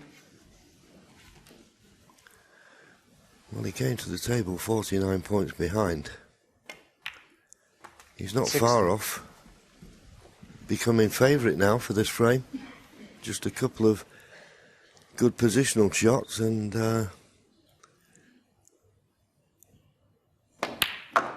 Barry Hawkins may not get out of his seat. Perfect angle on the red to get a perfect angle on the black. 23. To play the little cannon.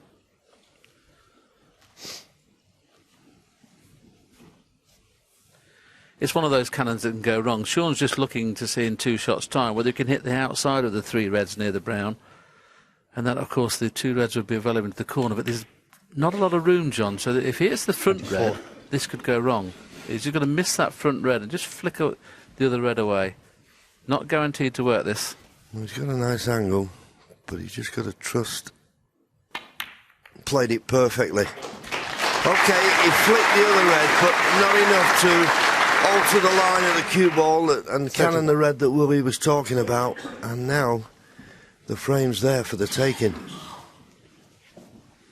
And this is the only result, I think, that Shaun Murphy supporters and Shaun himself could be satisfied with this session, because he's dominated it. OK, Barry's not played anywhere near like he did 32. last night. But this is definitely a 6-2 session, at least, the way Shaun's played.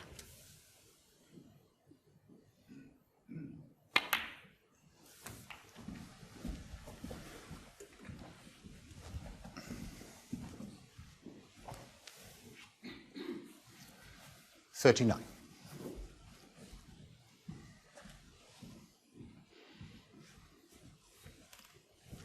Just having a look whether that red just below the brown is available. It looked as though it was when we had a brief glimpse from behind the pocket a few shots ago.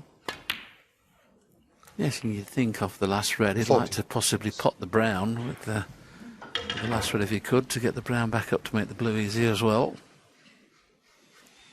He's not come perfect on this black.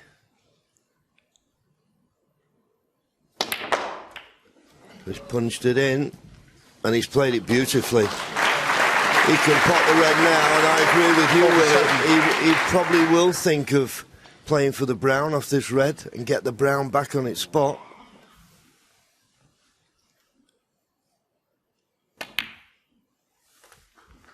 $48. How's the angle on the brown? Looks good to me. Just screw before the middle pocket. A little bit of left-hand side to widen the angle. Just be careful you don't snooker yourself with the blue. But no danger of that, the way he played it. And that's why I thought he'd risk coming on off the cushion. He couldn't snooker himself then, but he couldn't have played a lot better than that.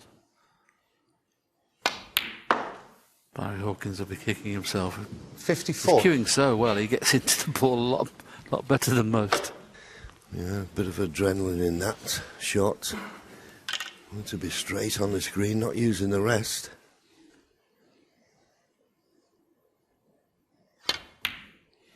But he's very good with the rest, and now just needing brown and blue for the frame. Already had breaks of 92, 105, 138. But this break will probably 61. give him the most pleasure, because he was 50 points behind when he came to the table.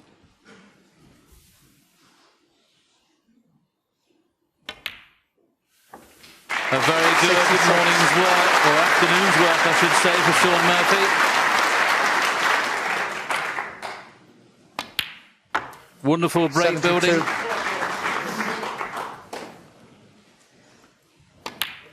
And that final break of 79 is taking Shaun Murphy into a 6-2 lead. Barry Hawkins will have to find a better way of breaking off in the second session.